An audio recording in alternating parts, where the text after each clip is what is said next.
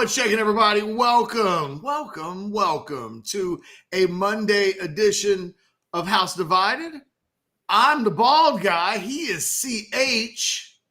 Together, we're going to be with you for like the next 3-ish hours or so. We only have 2 shows today, and just got to spit out the S words. So enjoy us while you can today and tomorrow. We're going to let your family deal with you on Wednesday and Thursday before we come back on Friday, not for the normal show, but Chad and I will be doing the watch along on Friday night. So it won't be a big old stock full week of shows here on Orange Bloods Live. We're going to try to take care of you the best we can. Certainly today on a Monday, do us a solid, hit the like button, smash it, and then also subscribe, get notifications, do all of those things. Mr. Hastings, how are you on this Monday of a holiday week? Are you a Thanksgiving guy? Oh, yeah. No, I love Thanksgiving. Not the biggest Halloween guy. So when we hit November 1st, it really starts to turn towards, the big time food holidays. Love Thanksgiving, all the football. I'm a Christmas baby, so that season is always big for me. And yeah, I'm pumped. We got the Hall of Helmets set up for the college version. Ketch, we got rivalries that are going to be done after this week. Last Civil War, last Apple Cup is this week. We got stuff like Florida and Florida State that hopefully never die. Oh, I got to stop you right now. What's that? I think I saw a press announcement last week that Washington and Washington State signed a 5-year deal. The Apple Cup will continue, young that's man. Exciting. I am glad. Thank you for the update. I'm glad to hear the Apple Cup will continue. I got an iron bowl and an egg bowl over here. I'm looking forward to the weekend. It's one of my favorite weeks of football because you're trying to figure out all the conference stuff. We're trying to figure out the CFP stuff, obviously. And for Texas fans, there's a conversation or 2 or 3 or maybe 5 that are going on that they just haven't had in a while. Texas gets that 10th win. Just a lot of energy around, this team. We had a weekend Catch where Longhorns and Aggies and Cowboys and Texans all got a win. That doesn't happen every day. Cowboys and Texans. Yeah, Cowboys and Texans handling their business in a way that was impressive, and it may not have been perfect, but it was impressive to me. So I'm doing good, man. You ready for some Thanksgiving? Yeah, okay. I've got I love Thanksgiving. I'd like to alter some of my Thanksgiving traditions. Oh, I see. Because I'm almost at a point where I would like to be the host for Thanksgiving. Mm-hmm. Even if it just means like my own family. I think it'll never change, but like there's a part of me, now that I'm like in my late 40s, I'm tired of being the guy that goes somewhere else for Thanksgiving. That's it. Okay. I made that very public confession. It's not therapy or anything, but you asked me. Like as Thanksgiving gets ready to be a thing on Thursday, I'll be jumping through the hoops and doing all of the things that we do on Thanksgiving. I think, though, I'm almost at a point where it's like, why can't I cook a turkey? Yeah. Or have someone cook a turkey for me, and then I just heat it up? I think you could do it. You could do it. You could push for those things. You could push for those this year. By the way, every year I always like to say thanks to the bosses for giving me days off. So thanks, boss, for giving me Wednesday, Thursday, and, Friday. Not just Thanksgiving. Thank you. I'd like to think I'm a very progressive boss. In fact, when we met at the Pine House down on Bid White for our meetup just a couple of weeks ago, I did the never done before asking of the wife of a coworker, what days do you think your husband would like off? How many? Dude, you didn't even ask me that. She told me that later. I'm like, he asked you that? That's kind of cool. Well done. Thank you. I'd like to think that I'm a considerate person. I appreciate it. What was funny is she didn't take nearly as many days as I thought she would. I gave her the opportunity to just give you potentially a big old stretch of days off. And she was like, I think one's enough. No. Yeah. You realize this is a woman who's still trying to figure out, like, okay, really, is he seriously sitting up there in a room full of mini helmets actually working? Like, is this actually happening, or is he lying to me? I think there's still maybe a little voice in her head. She just wants to make sure it's real. Now that you work from home, you will have to get used to the snide comments that come with the notion that you don't really work. Oh, what dude. you do, I'm not going to allow you to say that sitting in your office, talking into a microphone, staring at a computer screen, that doesn't count as work. Yeah, last night I tried to be a little snarky to my daughter about being able to sleep in today, right? She's off all week because the kids are off all week now. She immediately fires back with, "Your job is walking upstairs and talking about sports." I'm like, all right. Better put some respect on my name, young woman. I know. I was like, hey, like I was trying to I listed things like, hey, that paid for this and this and this and this. So you might want to come on. Shrug, but deep down they shrug but begrudge. Trust me. They do it. It is the way that it goes. Especially, I don't blame your wife. Like, she has a real job. You and I, not a real job. No. We get to do this. I can turn Little House on the Prairie on right now if I want to, Chad. That's not real work. No. It is not. What we do every day, not quite the reality of my wife driving that bus and dealing with all those kids on all levels, the elementary, the middle school, and the high school level. It's a multi-layered puzzle she goes through every day. So have you ever asked if you could do a ride along for just a day? No. No. And I think she might tell me no if I do, but I've never asked. No.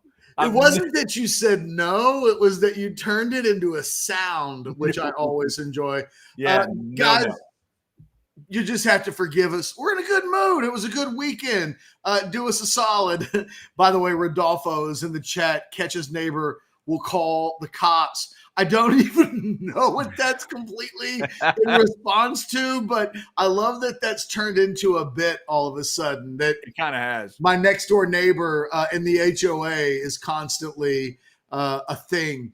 Guys, jump into the super chat. I see that we've got some pinned messages. We've already got some chats. I got a couple things. We have some predictions I wanted to hit at some point. I'm just kind of putting those off to the side. Also, Ketch, I want to thank everybody for looking clearly at the Hall of Helmets. John says Chad has to put Tech versus Texas now. Iowa State is done. John, good eye, but let's go into the Hall of Helmets real quick. This is the Texas helmet. Right down here is the little Texas Tech helmet. Do you see it?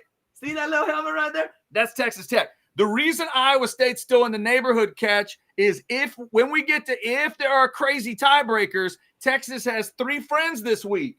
Iowa State, BYU, and the little bitty one riding on top of the Iowa State helmet is the little bitty TCU helmet.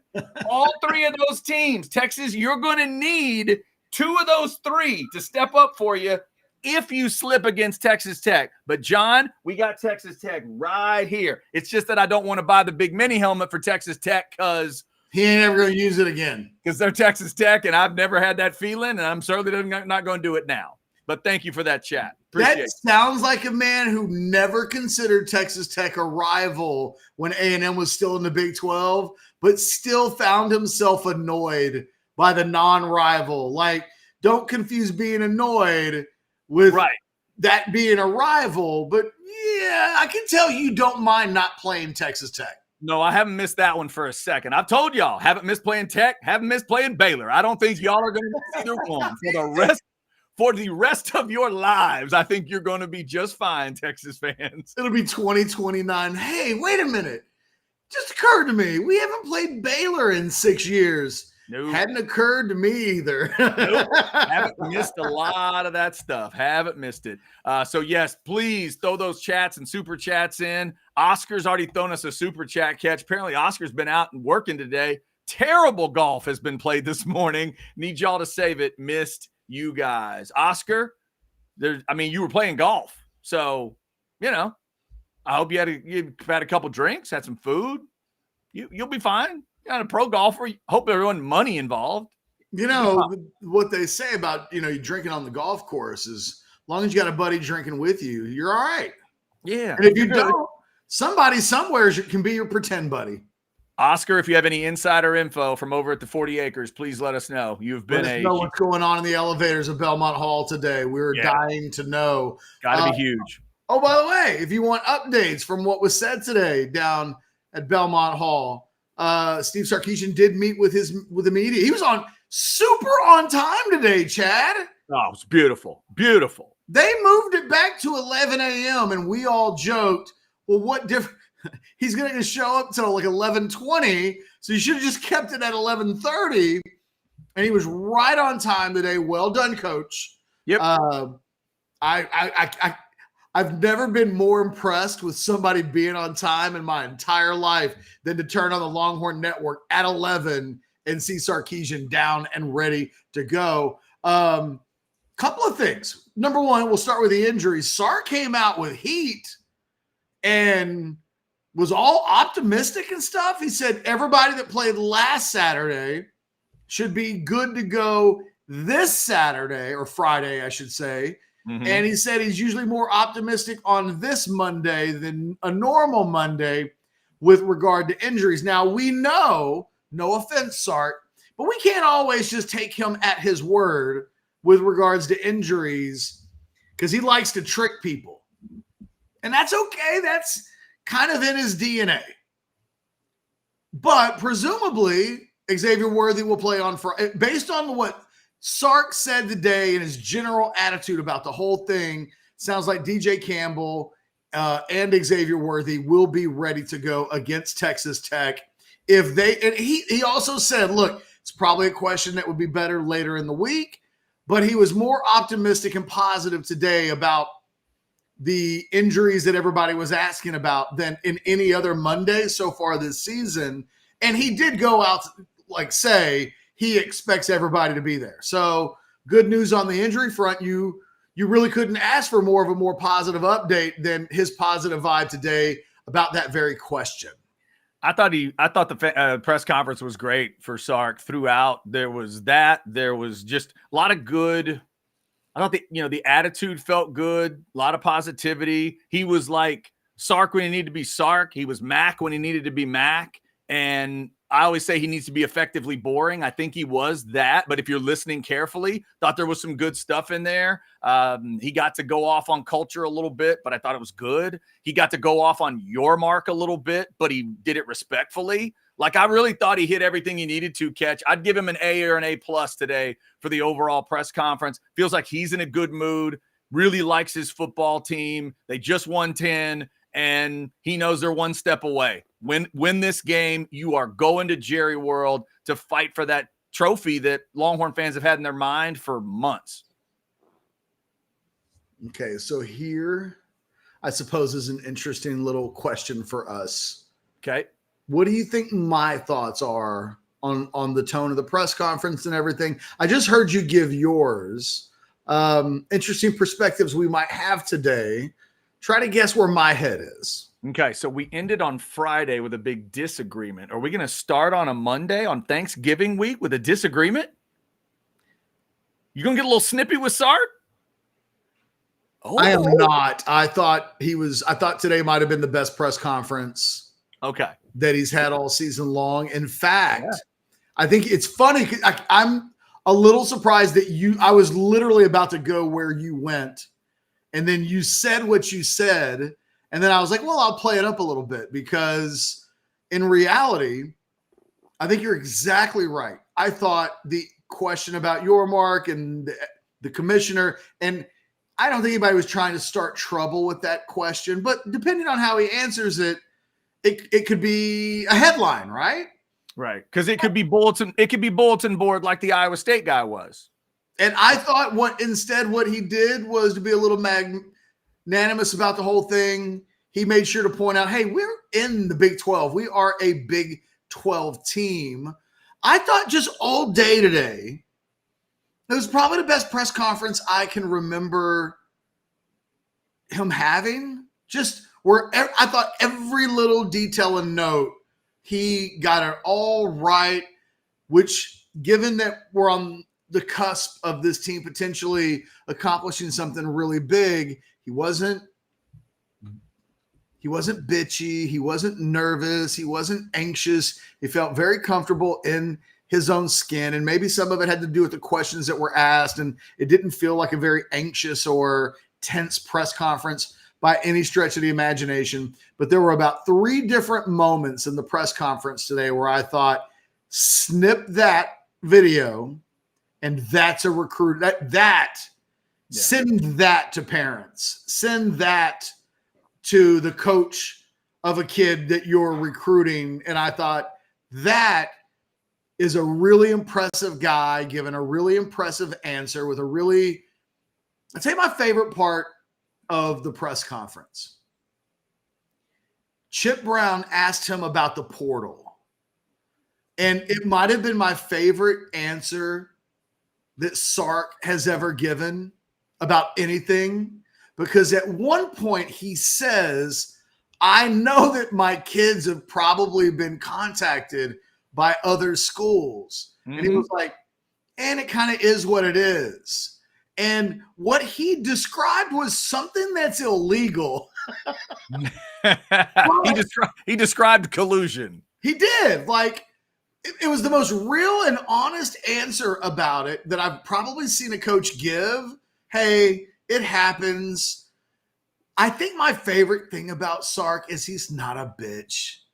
Like, coaches in their DNA, they can't help it to want to play the victim card. And look at what we're watching in Michigan right now, where guys are wearing free Jim Harbaugh shirts and Michigan versus everybody. And it's like, well, it's only Michigan versus everybody because you guys cheated. Like, how has this happened? Where Michigan is, like the little damsel in distress all of a sudden, except they're not a damsel in distress. They're a damsel who's taken on the world. I don't get it. Coaches do this. It's like, oh, my life is so tough. I'm being paid millions of dollars. And let me tell you about how aggrieved I am and how everybody's putting me in a certain kind of mood. And Sark was just like, and he does that about a lot of things. It was in that moment that I realized Sark just doesn't have a whole lot of time for complaining about things. And I actually like that about him. He just, whatever he deals with, he deals with. Not to say he never complains, but there's not a lot of, remember when Sark got on his soapbox and complained about whatever. He doesn't have that Dabo in him. He doesn't really have what I think Saban has in him. Sark is a very much, hey man, this is just kind of the way the world is, and I deal with it, kind of a vibe about him. And he answered, I thought, so for those that don't know, Chip asked him, the portal date for entering is December 4th. And you got a team that's doing really well, but you're going to have guys that probably going to go into the portal. Have you started having these conversations? And Sark kind of admitted, like, no, I really haven't, but I probably need to in like the next week or so, because that is around the corner. And he was like, it's just part of the game that, as Chad said, there's collusion involved with, that guys are getting phone calls or their agents are getting, there's little fishing lines going into the water to find out where guys stand. And like, that's just part of the sport. And I appreciated that he didn't use the moment to stand on a soapbox and I'm trying to coach a football game and we've got a championship game potentially in a week. And how dare you bring it? He didn't do that. He admitted it's a thing and we all have to deal with it, and we'll deal with it in the best way that we can and try to be the best help to the players in any way that we can, because we love them and we just want the best for everybody. And I thought again, today was a real highlight press conference from Sarkeesian. He's never looked more like a guy worthy of being the head coach of Texas than maybe today, where I thought he nailed the press conference. And I know it's not a big deal, and I know we'll never talk about it again beyond today, but it literally just happened. And had he been tense and snippy, and there are times when he is, and if Sark Thank you. Hold the applause. Had that guy showed up today, we would have nitpicked him. I would have said, it's a short week. There's a lot of ways you can nitpick the way the coach handles a press conference. I thought he was excellent today, so much so that I'm starting the show off with an attaboy for Sark for what I thought was a really outstanding press conference performance. Yeah, no, we absolutely are seeing it the same way. And for me, as the third party kind of fan observer, I would call it like a that's my guy press conference. If I was a Texas fan, sometimes press conferences are just there. Sometimes it's like you almost want to, you want to pound the table and go, that's the guy. That's the guy. I kept thinking that's why they hired him. I kept thinking that makes sense. I kept thinking that all ties together. The guy referenced his personal issues in the past, and he did it effortlessly in about 6 words.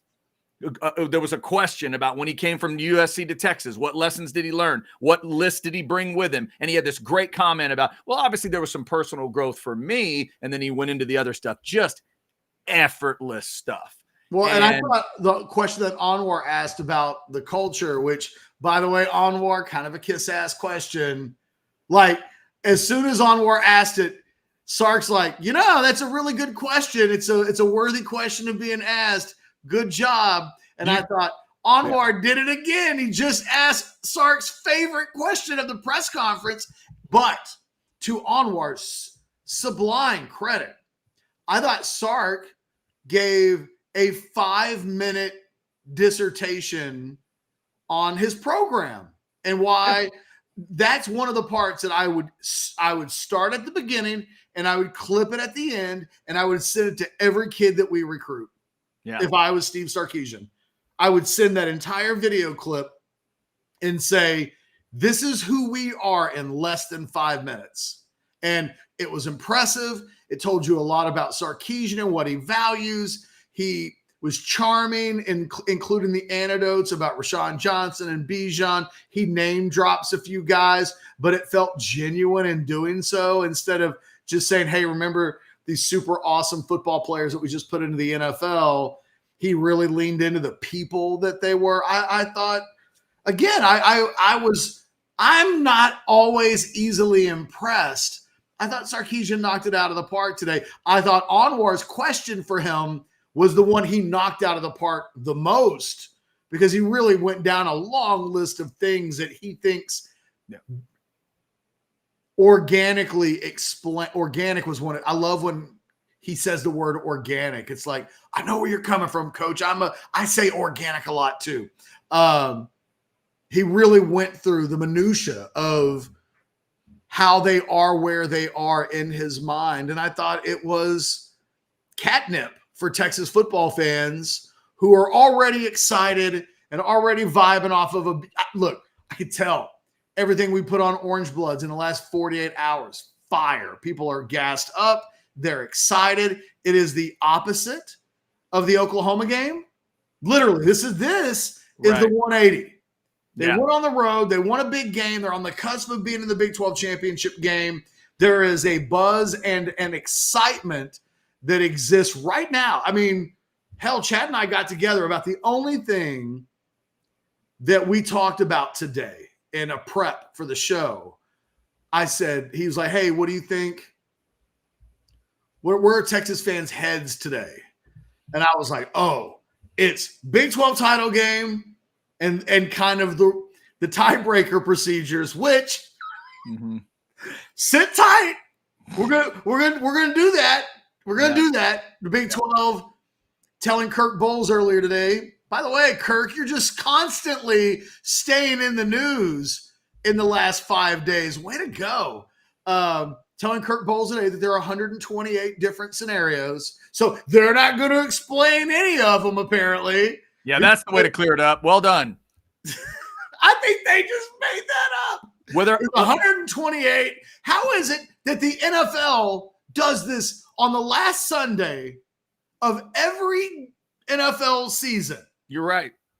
There's like 14 teams, and there's like all of the games matter, and yet they can explain to us. Sometimes it's as simple as, Oakland will make the playoffs if the Jets, Bills, and Steelers all win, but the Chiefs, Broncos, and Browns all lose.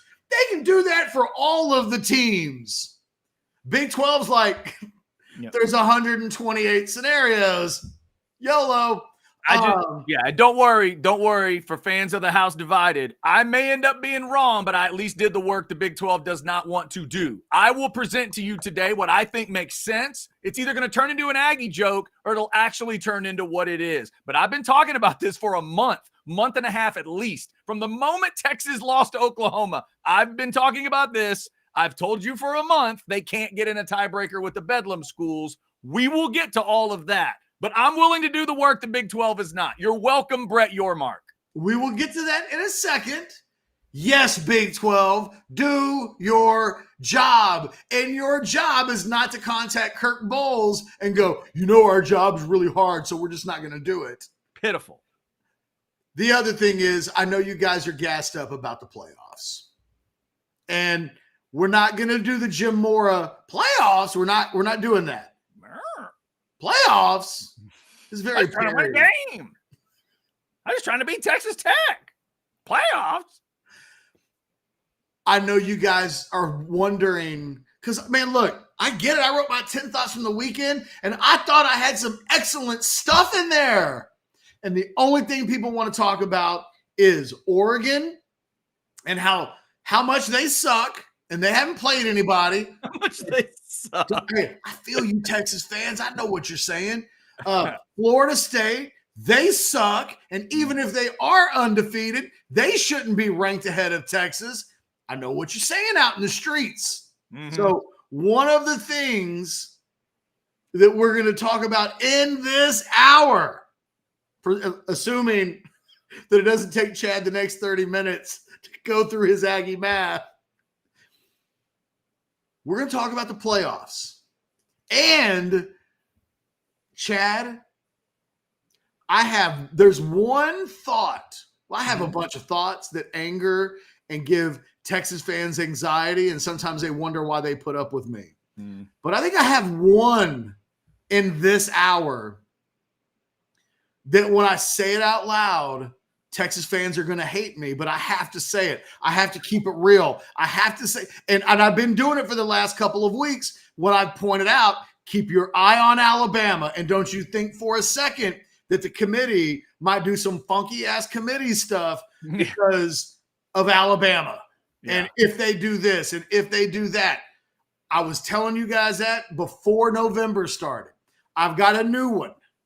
Okay. And the new one may make Texas fans even more on tilt than the whole Alabama thing. They do not like hearing that on the last weekend, Alabama could beat Georgia and jump ahead of Texas in the playoff pecking order. Right. I have a new thing that will make them hate the new thing even more than the Alabama thing. Damn. Okay. But we'll get to that. Let's do some Aggie math. I was going to say, it sounds like we got a lot to do. Before we get into the Aggie math and other stuff, we are going to be spending today and tomorrow saying thank you and giving thanks to a lot of things. Obviously, you folks in the chat, we love you. Thank you for your support of Orange Bloods Live. Also, thanks to all of our great sponsors, including Hayes City Store. I was communicating with one of the Orange Bloods guys that I have not met face-to-face yet, and was like, hey, sometime when I'm in town, maybe we could get together. And,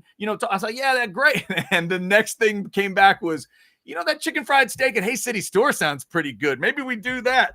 And I said, that sounds like a plan. Head out to Driftwood, FM 150. It is always a good time. That's your QR code. The great food, the great drinks. It's so well done on every level, from the chips and salsa to whatever your main course is going to be, to an incredible an incredible dessert, and the beverages around it are just impeccable. Travis and Tamara do a great job, and thanks to them for helping support us here at Orange Bloods Live. Hayes City Store out in Driftwood might be a good place to celebrate if Texas beats Texas Tech and is heading to the Big 12 championship. Because, Ketch, that's the easiest way, right? Just win and you're in. That's it. I mean, it helps. By the way, for Hayes City. Yes. I won't put the restaurant on blast, Okay. but there is a really nice restaurant in the Woodlands area Mm-hmm. that is probably like one of the nicest restaurants in the Woodlands area. All right. And I mean, glowing reviews. Heather's aunt and uncle eat there like 4 times a week. Gotcha. They're supposed to have a badass chicken fried steak. Uh-oh. So last week, as a matter of fact, it was on Wednesday was the day that I missed. Yes. On Wednesday, I was like, God, the Hayes City chicken fried steak was so badass. I kind of need some chicken fried steak in my life. There you go. So I ordered the chicken fried steak of this other place.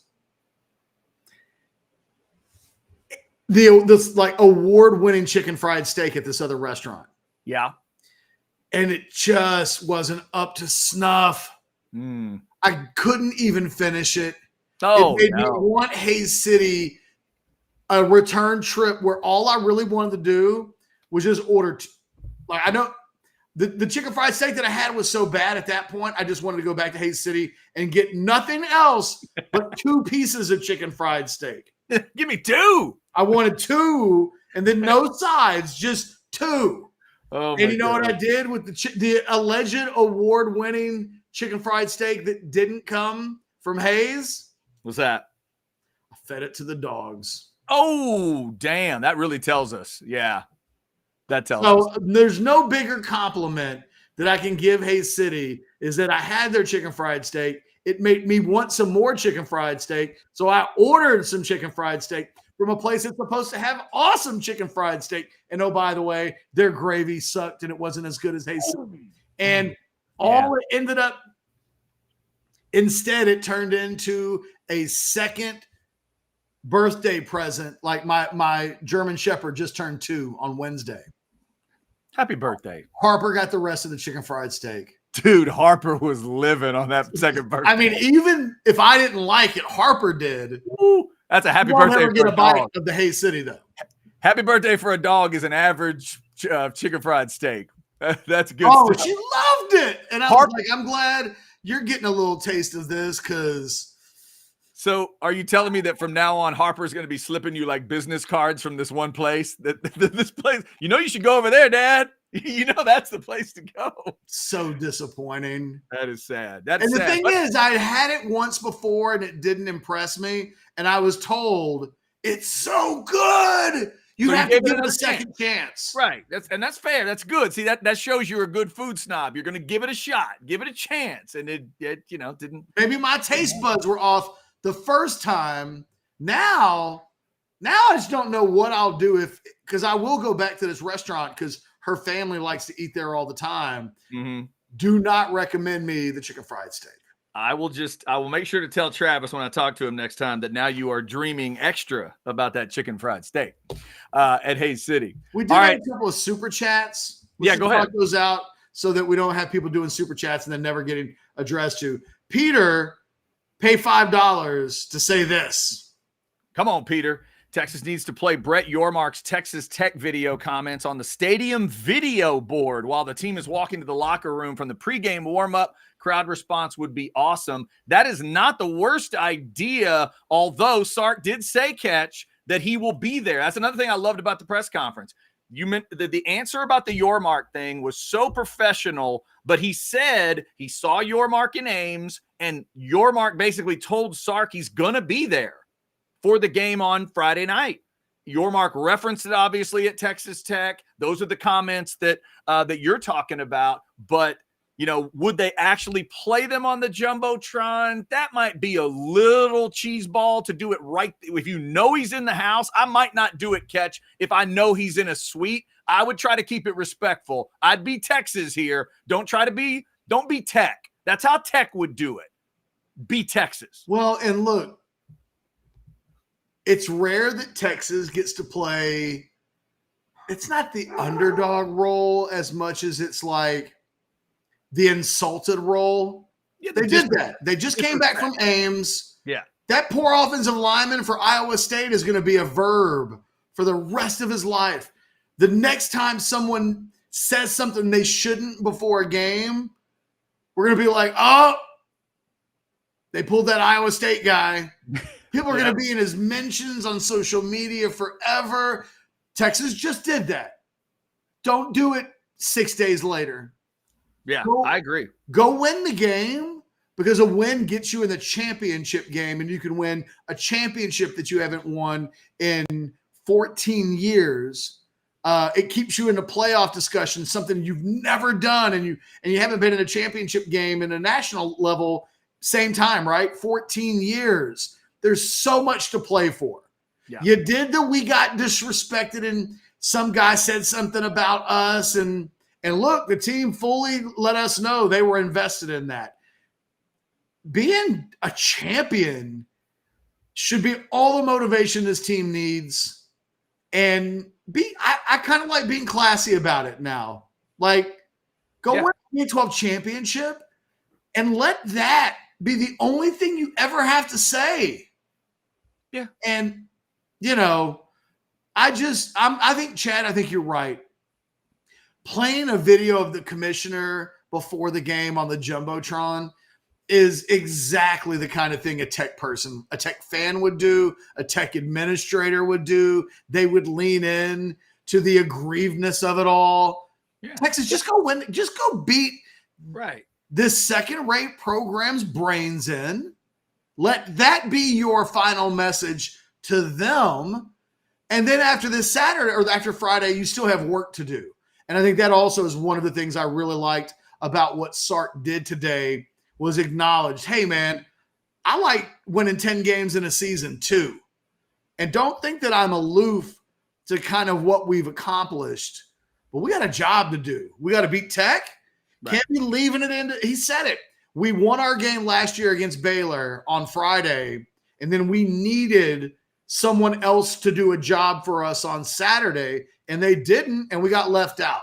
So this year, let's win our game on Friday and watch Saturday if we want to, or you know what? We can go fishing. He didn't say that. I'm saying that, where Saturday doesn't have to matter if you handle your business. And then he said, then we got to go win a championship game next week if we qualify. So I love that his eye is on the prize, because although they've won 10 games, they do need to understand, fellas, if you don't close the deal, the people in this town and the people that love this program and follow it, they will talk about it forever. The great collapse of 2023, when the championship was right there to be taken, and then you lost to Texas Tech, you lost to Oklahoma State, an Oklahoma State team that has lost by a combined 68 points to South Alabama and Central Florida. No, handle your business, and then you've got eternal scoreboard. And trust me, and Texas fans do know this, because they got to live through the Justin Tucker kick. It's a hell of a thing to win on the way out. Nothing they can ever say to you ever again will matter. You won the last one. And we saw this with the Southwest Conference as well. Texas didn't run shit in the Southwest Conference for forever. It was the Aggies, a little bit of Arkansas mixed in there. But by and large, the Longhorns, in the final 15 years of the Southwest Conference, had become a bit of an also-ran, except they won the last Southwest Conference, and there was never any bitterness, ever. There's never any second guessing. They were able to go into the Big 12 and put everything completely behind them. Winning on the way out is the single best dish that can be served both this weekend and next. And I'm just all about Texas. Go close the deal. I do not want to do a Monday show, either next Monday or the Monday afterwards, where we're having to sort through the aftermath that Texas didn't close the deal. Go do it. Be a big boy team. Forget everything else that's happened this season. Win these next 2 games. Thanks to almost 530 people in the Specs chat. We appreciate you. A couple more super chats to hit. $1.99 from Chris. Howdy, I'm going to be in Austin Friday. Any good food? No. Nope. Chris. Nope. Chris. No. Chris, what are you doing? None. No good food. The thing is, Chris, here's what I would say. Let the people in the chat give you some suggestions. We could turn this into the entire topic for the rest of the show if we're not careful. Hey, somebody's going to be in town in Austin on Friday for one of the first times. Where should we send them to eat? Yeah, tons of it, Chris. The tailgates, the rest, everywhere. I mean, there's all kinds of stuff. And if you really want to get crazy with it, you could go out to Hayes City. It's a bit of a drive. You're not telling us that you're doing that, but we need to throw that out there as well. You could do it. $1.99 from he's going for the corner. Your marker was Huffording before it was a thing. Yes. He's a verb. Yes. Exactly right. This one I will disagree with, Ketch. $4.99 from Paul. Agree, Ketch, but I'm good if they get up by 40 and then play McGuire's Big 12 goes through Lubbock. They don't matter enough to do that. No, yeah, don't do it. Don't do it. They're Texas Tech. They've never been your rival. Don't let 5 seconds before the divorce papers are dry, like suddenly admitting that somehow they matter when they don't. Ketch, why did Wally Pryor say what he said about the guy on the goalpost? Why did he say it? Forget what he said. Why did he say it? Because you're Texas, and that's supposed to mean something. Exactly. And we get it. Sometimes it hasn't meant as much as you want it to over the last decade and a half, right? But you know what? In the final 15 minutes, you can be what you've always envisioned Texas to be. Yeah. You can be bigger than everyone else. Yep. What you will say and not saying anything at all potentially is the loudest thing you can say. It's Texas Tech fans all week long trying to rattle your cage and then beating them by 4 touchdowns and then just not acknowledging that they matter in your life. Don't do that. Don't give them that. That's it. Don't give them that goodbye. You didn't give Baylor the goodbye. You didn't give Houston the goodbye. You didn't give TCU the goodbye. The last thing you should do is give the black and red a goodbye. And I love that Texas players have turned to waving goodbye to the crowd after big plays. That was nice. I can't remember who did it late. Was it Byron Murphy that did that really Byron Murphy did do it once, but I've noticed it a little more, especially in road games. It's very nice. Very, very nice. Low key, exactly the thing to do. Yeah, absolutely. Absolutely. Thank you for those super chats. Keep them coming today. 530 or so in that Specs chat today. All right, let's get to some of the math stuff. And I've tweeted out some of this today. Y'all can tell me if I'm crazy at C Hastings OBL on Twitter. Blake, do we have the sentence that's driving everybody crazy? Because I think this all boils down to one sentence. It's one we'll get to the numbers. Let me read while you're looking at that. Let me read the one sentence, Catch, that I think's got everybody confused. It is this: the tiebreaker when there's multiple teams. 1, head-to-head best cumulative win percentage in games among the tied teams. If not, every tied team has played each other. Go to step 2. That's what's got everybody flipped out. Here's my Aggie math perspective. Step 2 is not needed. Forget about step 2. Texas, if they're involved in a tiebreaker, it's a tiebreaker among teams that all have 2 conference losses, but they all have not played each other. This makes it easier for the Big 12, not harder. Y'all are dogging the Big 12 out for it's too complicated. It's too No, it's not. No, we're dogging them because they won't explain it in clear terms. Exactly. That's why I'm here. Brett Yormark, you need to pay me a little money today because I'm doing the work you won't do. Now flash it up, Blake. Here's how I see it.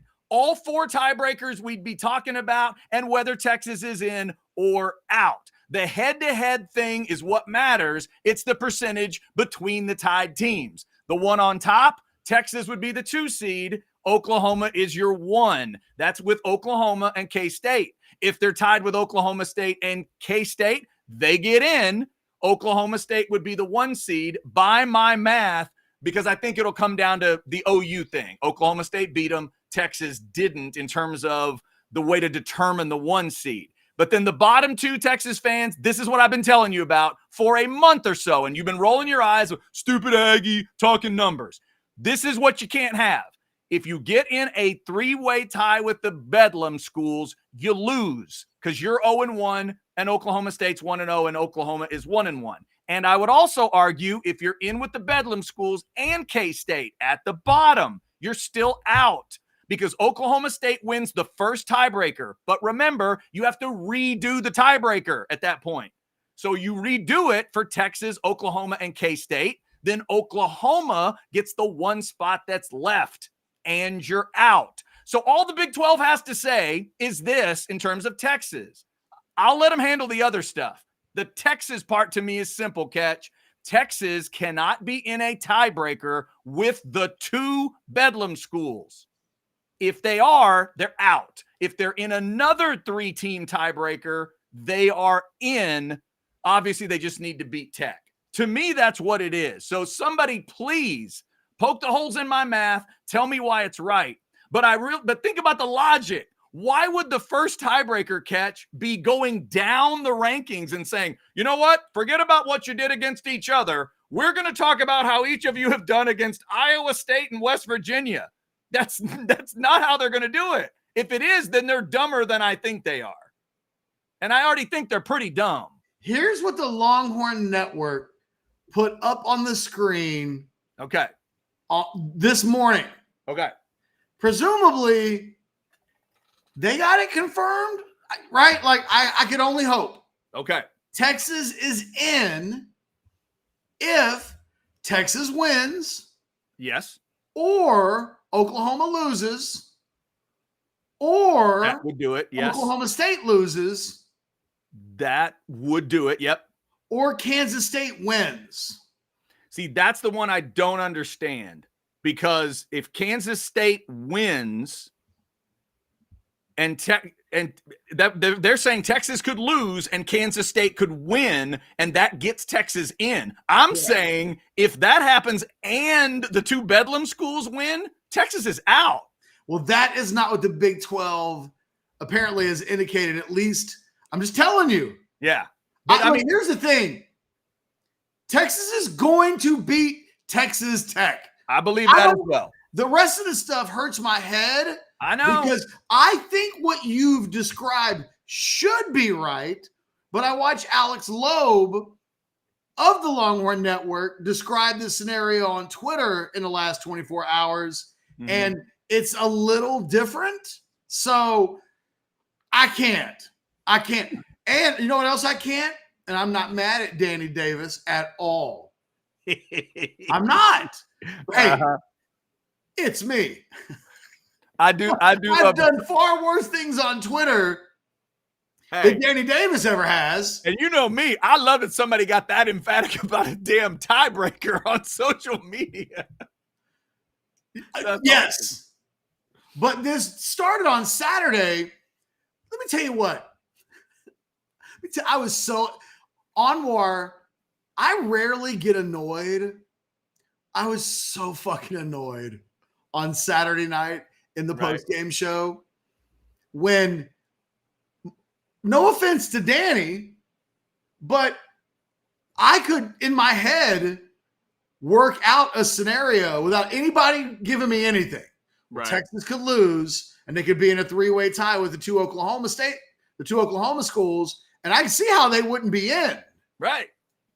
And I tried to explain it to Anwar, and you know what Anwar told me? What's that? Well, Danny Davis said they're in. And he's like, you can't explain it to me. And I'm like, no, I am. I'm explaining it to you. Right. Danny thought they were in after beating Iowa State, correct? Yes. And then I think the Statesman went full on. The Longhorns have qualified, not just Danny from his personal account. Oh, yeah. Like the Statesman as an organization were shooting out Longhorns qualify for Big 12 championship. Yeah, the only way that would have been true is if two of those other teams had lost. They needed exactly. Because if Texas is in a tiebreaker with any one of those teams, we can all do that logic. If you're tied with Oklahoma, you're the 2 seed, but you both play. If you're tied with Oklahoma State, somebody will be the 1, somebody's 2, but you both go play. And if you're tied with K-State, you beat them. So that part would have been simple, but that didn't happen. Oh, they all won. So Texas still has to beat Tech. I'm on the postgame show trying to explain why Texas hasn't qualified, and Anwar leaned into well, I don't know, man. I saw someone already proclaim that they have, and like me explaining why they hadn't was ignored. And then it was like, ooh, Anwar roasted Ketchum. And it's like, wait a minute. You know what? Here's the thing. Right. Here's what I don't get, Ketch. I don't know why they don't believe in you and me when we get into this stuff. Because A, you're the guy that gets into some of the greatest deep dive recruiting stat dives I've ever seen in my life. And I am the chairman of Turnover Tuesday. How in the world? How in the world would they not listen to us? Right? I don't know. It hurt me that all these shows I've done with Anwar, and he was like, I trust Danny more than I trust you, Ketch. Yeah. It's a shame. You know what it caused me to do? Feel an unusual amount of giggle the next day when the mea culpa had to occur. And I don't want to be that guy. I was the guy that fans are suggesting that Texas should be after they play Texas Tech on Friday, right? I don't want to be that guy, but Anwar made me into that guy.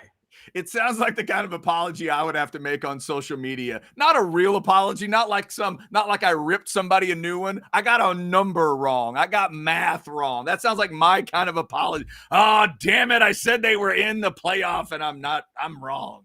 So hey. I'm willing to admit I could be wrong today, but I haven't heard anybody explain why I'm wrong. Look, I'm not gonna send any strays towards anybody today when it doesn't need to happen. Mm-hmm. I will simply say that in 2008, a certain reporter who shall remain nameless was working at orangebloods.com. Uh-huh. And reported that the Longhorns are getting in over the Sooners in the BCS. Mm-hmm. When Jason and I knew that wasn't the case. It was out there for about 5 minutes before. Hey, you think that what I did to you for the Aggie field goal against Ole Miss, you think that left a mark?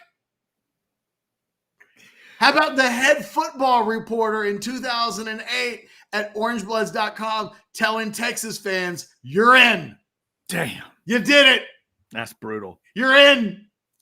And then Jason and I going, oh! No! Oh, there are still people. Thank God that person.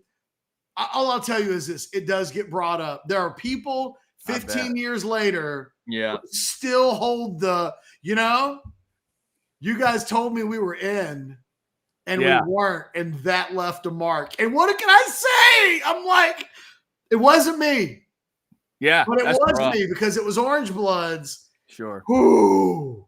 Yeah, no, it's tough. It is tough. This is where, again, I'm going to sit and I'm going to try to go over different things. Hopefully we don't even get to it. Like you said, hopefully Texas handles their business. For Texas fans that would wonder, this is yet another one of those teams that, as I'm growing up, I hate way more than I ended up hating Texas. I can't stand Tech. I never root for Tech. To catch his comments earlier, it did turn into a crazy little rivalry between Tech and A&M, and Mike Leach's teams handed the Aggies some, and they handed some back. Like, that was a hell of a game. Every year, my blood pressure would go up playing that team. So I want Texas to beat Tech. Then we won't have to worry about – because then, Catch, if there end up being tiebreak – because there's a tiebreaker where, like, OU could lose, get their third conference loss, but then if those other two lose, they'll go into some other tiebreakers. But I don't care about those. Like, I haven't even looked those up. I don't even care. All I care about is trying to tell the Texas fans what I believe to be the truth. And this is what I believe to be the truth. You do not need to be in a tiebreaker with the Bedlam schools. Handle your damn business on Friday night. And you are not only in, you're the 1 seed. You're in, and you get to pack your burnt orange jerseys for Jerry World. We got 5 minutes before buy or sell. Do you want me to, should I save it until after buy or sell? Now you do. You say you've got a big statement to make, and Texas fans may hate you for it. Is it something you feel like you need to flesh out, or do you want to just like get it out there and kaboom, and then we'll deal with the aftermath? We can circle back around to it. I can do it quickly. Okay. I think Georgia in the last few weeks has reemerged as two-time defending, haven't lost in a long time, totally badass, the easy number 1 team in the country, Georgia. Do you agree with me? I do.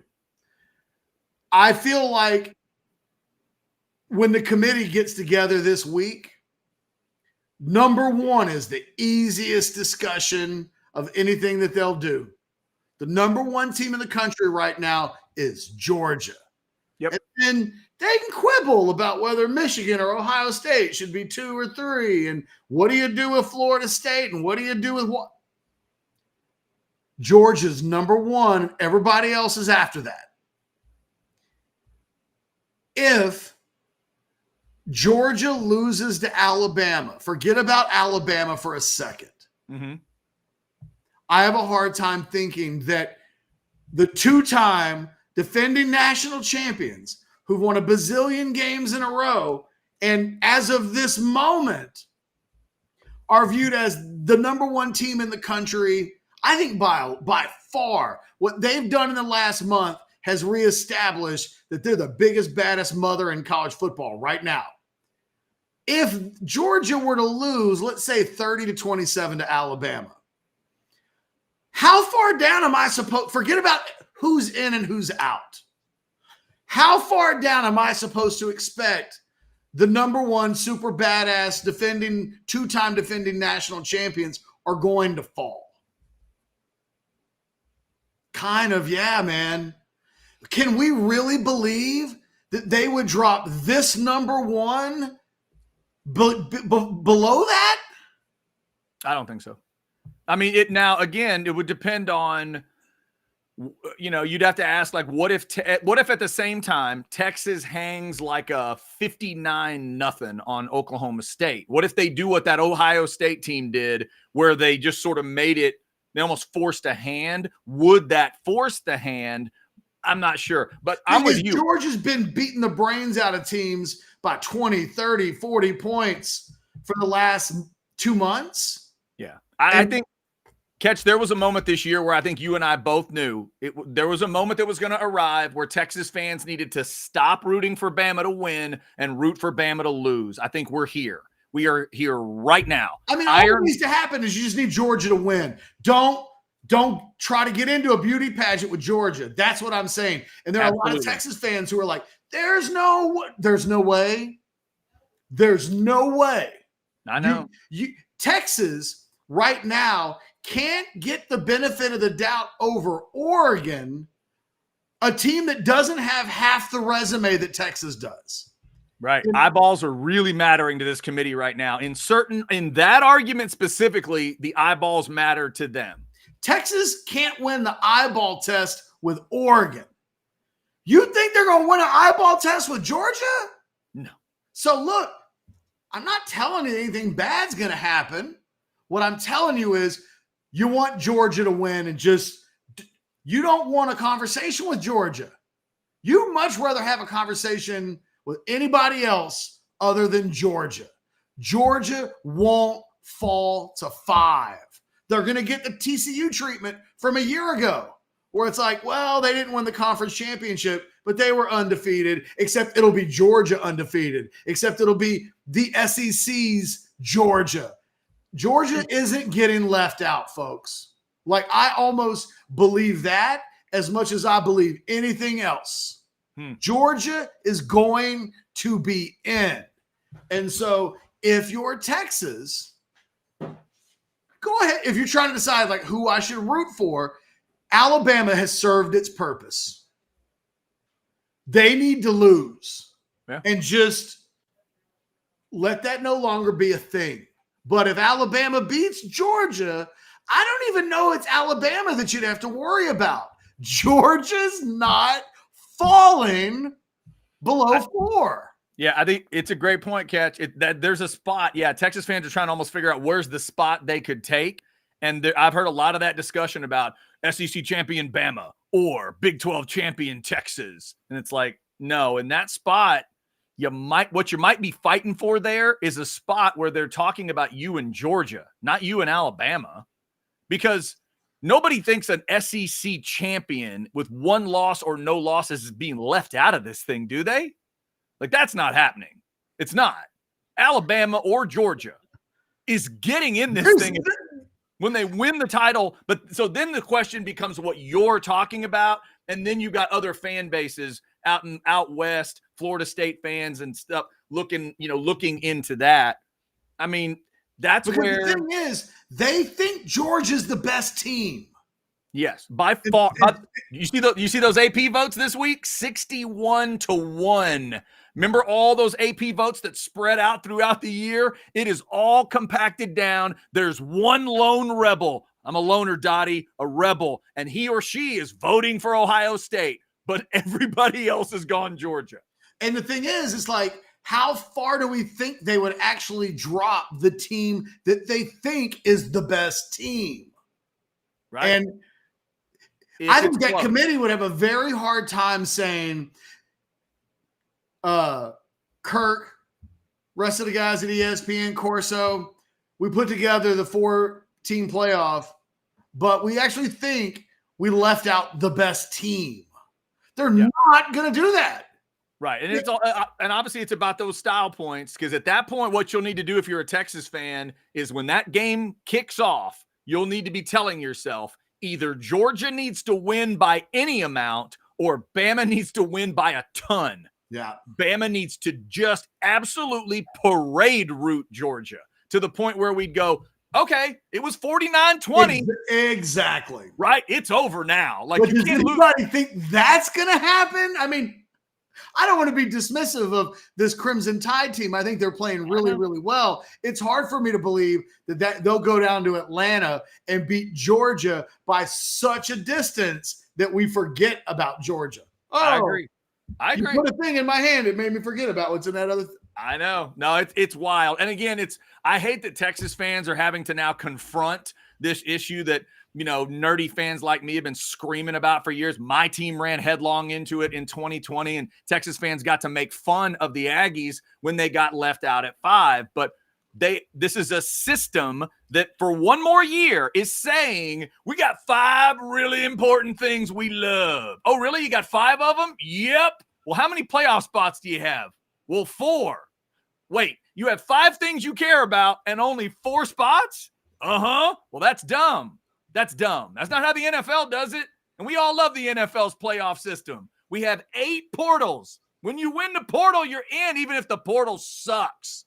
And then we let some others in. That's what college football will begin to do next year. But this is the last year of stupidity. Real quick, we'll go to this one. Texas 2005 says, Alabama will not jump Texas. It was set a bad precedent. Chad laughing before I could even finish. I'm so sorry. Go ahead. I thought that's why I went to it right away. I thought you would find it amusing. Yeah. Why play these tough non-conference games if they don't matter? Just pride. Just pride right now, but then when you get to an expanded playoff, they will matter a little more because you can test yourself. It'll be a little more like basketball. Here's the thing that you need to know, Texas 2005. This is the last year at 4. So in theory, they can do anything they want to, and it'll never matter again because next year there's 12. And you know what? They might actually want to set a terrible precedent inadvertently this year, because next year when they're at 12, they may be looking to do all kinds of things that on paper don't make a lot of sense. But how they get to who's 11 and who's 12 and who gets those final spots that aren't automatic. If you think they're going to care about precedents they set when the format was at 4, it's not. No. And Texas 2005, this is the weirdest truth of it for me. Basically, there's an easy argument that Texas should not have been scheduling those games. They shouldn't have been scheduling LSU or Bama. They shouldn't have put Michigan on the schedule, Ohio State, or anybody. I've been making the case for years, Chad. I'm glad they did it as a college football fan, but a fan of this pageant, absolutely not. You should not do it. You should do what Georgia's done. And remember, they get 4 chances to play garbage. Georgia doesn't get 4. They get 3. They play Georgia Tech, and they can play 3 hunks of nothing, which is what they did this year. Go look at Georgia's non-con outside of Georgia Tech. It's not much. That's what you should do, especially when you carry the branding that Texas does. I'm glad Texas scheduled those games because they're fun, they're interesting, and they're what football should be about. But this thing sometimes doesn't have to do with football. So it's a good point, but, man, be real careful when you start talking about precedents and what the committee says week to week. Forget year to year. Week to week, they're going to change their mind. Guaranteed. Buck Wild, in this scenario where Bama gets upset by Auburn, which is kind of funny, and then Bama beats Georgia, 2-loss SEC champ gets in. No, Georgia will get in. Right, Georgia would get in if it's close. Again, if a 2-loss Bama team rips Georgia apart, then they're both out, and somebody else will get in. As long as it's close, as long as it's tight, and to me that would be like, let's say 10 points or less. If it's that, then there's going to be a discussion, and it would be Georgia in. Remember, no 2-loss team has ever made this format, and I don't think it's going to start this year. No, I'm with you on that. Yeah. All right, so we cross over the 1 o'clock spot, which means we've got buy or sell coming up. And again, giving thanks these 2 days for a lot of our great sponsors, including Sinus and Snoring Specialists. I got more good news for y'all about my wife and the CPAP. Check this out. My wife is a Girl Scout leader. Every year they go on a couple camping trips. She took her CPAP with her, was able to connect to an electrical outlet that was close by. She slept like a baby for 2 nights, got a 94 and a 100 score on the little app that they have. And when she got back home yesterday, she didn't have to take that big, long nap that she usually takes after a camping trip. She's sleeping through the night better. She's feeling great. That's what Sinus and Snoring Specialists can do for you. It might be the CPAP. It might be more of my path where I don't deal with the CPAP every night. There's a lot of different ways it can be done. That's why Sinus and Snoring Specialists is so great. Dr. Slaughter has all different surgical and non-surgical options that others just don't have. I've been breathing easy and sleeping good since 2017. Now my wife, I'm so happy for her, so proud of her that she's sleeping like this. Our bed is silent when everybody goes to sleep. Just the dog snores now, but her snoring is actually cute and low-toned and you don't even hear it. So we're good. You can be good too. There's your QR code. Sinus and Snoring Specialists. Feel clear, rested, and healthy. All right. Bed might be quiet when y'all are sleeping, but what about 15 minutes beforehand?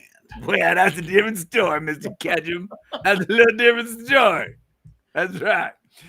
That's right. When the bed stops rocking, that's when the CPAP comes a knocking, if you know what I'm saying. All right. So buy or sell time. You want to go first or second? I'm going to let you go first today. All righty. Buy or sell number 1, Texas and Oklahoma State at Jerry World. Book it. Buy. I mean, look, I think Texas is going to handle Texas Tech with relative ease. Is there any chance that Oklahoma State could stub their toe against BYU at home? I can't dismiss anything given that they lost by 26 to South Alabama earlier in the year at home. But I think, I think it's going to be Texas and Oklahoma State. I think those 2 teams, I think everybody that's 1 through 4 handles their business this weekend, which will leave us Texas against Oklahoma State and Jerry World. Should be fun. Sark and Gundy at Jerry World. That's what I'm pulling for. Buy or sell number 2, Ketch. You are proud of the Dallas Cowboys. Real NFL game win on the road. Sell. Proud? Happy? Okay. How low am I supposed to set the bar where they took care of business against a rookie quarterback on the road and be proud? I look, all I can tell you is a sense of pride and proudness was not a part of any emotions I felt in the last 24 hours as a Cowboys fan. Okay. Satisfied, yeah. Happy, sure. Proud. Man, I used to judge this team by and my level of proudness by championships. Not, hey, you won against a rookie quarterback and I'm proud because you didn't early in the year. Like, no, sell. Fair enough. Glad I put the word in now. Buy or sell, number 3, Ketch. I sent you my thoughts on the tiebreaker for the Big 12. We showed it earlier in the show. Deep down, you think the Aggie messed something up? I do buy, because it comes down to this interpretation of the rule, right? It comes down to like this phrasing of at the very top. And if it were as easy as you explained it, they could just put that on a flyer, one-page flyer. Instead, they're like, there's 128 different ways this thing can go, and we're not going to explain it to you. So I don't think you're wrong. I think their interpretation of this might be different than yours, and consequently, I'm with you. I'm exactly with you. I'm not convinced that they are, though. Gotcha. And they're not confirming or denying anything. Oh yeah, no, you're right. You're right. Like I said on Slack and the messaging we were doing, they took the plane off the ground, they got it almost there, and then they're just circling the runway. Like, just land the plane. It's not that hard to do, but maybe it is. All right, buy or sell, number 4, Ketch. Yesterday was Ahmad Rashad's birthday, and for you, buy. He has the greatest famous couple on-screen proposal ever when he asked Claire Huxtable. Oh, easy buy, but didn't that happen on Thanksgiving? It actually did. I thought you were going to say he has the best Thanksgiving Day, like, on television. Like, he's kind of synonymous with it. Well, I mean, it would be that. I was just going to make it about, I was trying to think of on-screen 2 famous people proposals. There aren't a ton of them. Well, what would be number 2? Like Jason Sehorn and what's her name on the Tonight Show was the only other one I could think of. I don't even remember that. Sehorn asked. He got married to Angie Harmon. Oh, that's right. I was going to say he asked Angie Harmon, and she turned to him in that sexy ass rough voice of hers and said, "Oh, baby." It was one of the greatest things I'd ever seen. I'm like, damn, I want a woman to say that when I propose. But yeah, I thought Ahmad's was awesome. By the way, sidebar, Ahmad Rashad, old school. What do you mean old school? Where'd he go to college? Oh, Ahmad Rashad. Ooh. I don't know. USC? You're close. Oregon. Oh, not that close. Yeah, I mean, I mean, all right. Stayed away. And finally, Ketch, a very strange buy or sell from me. I know you're shocked. Today is Bo Derrick's birthday. And if you could have dinner and an interview with a legend when she's 50, you'll hang with Bo over Raquel Welch. So, going Raquel? Raquel might. If you made her the number 1 overall seed,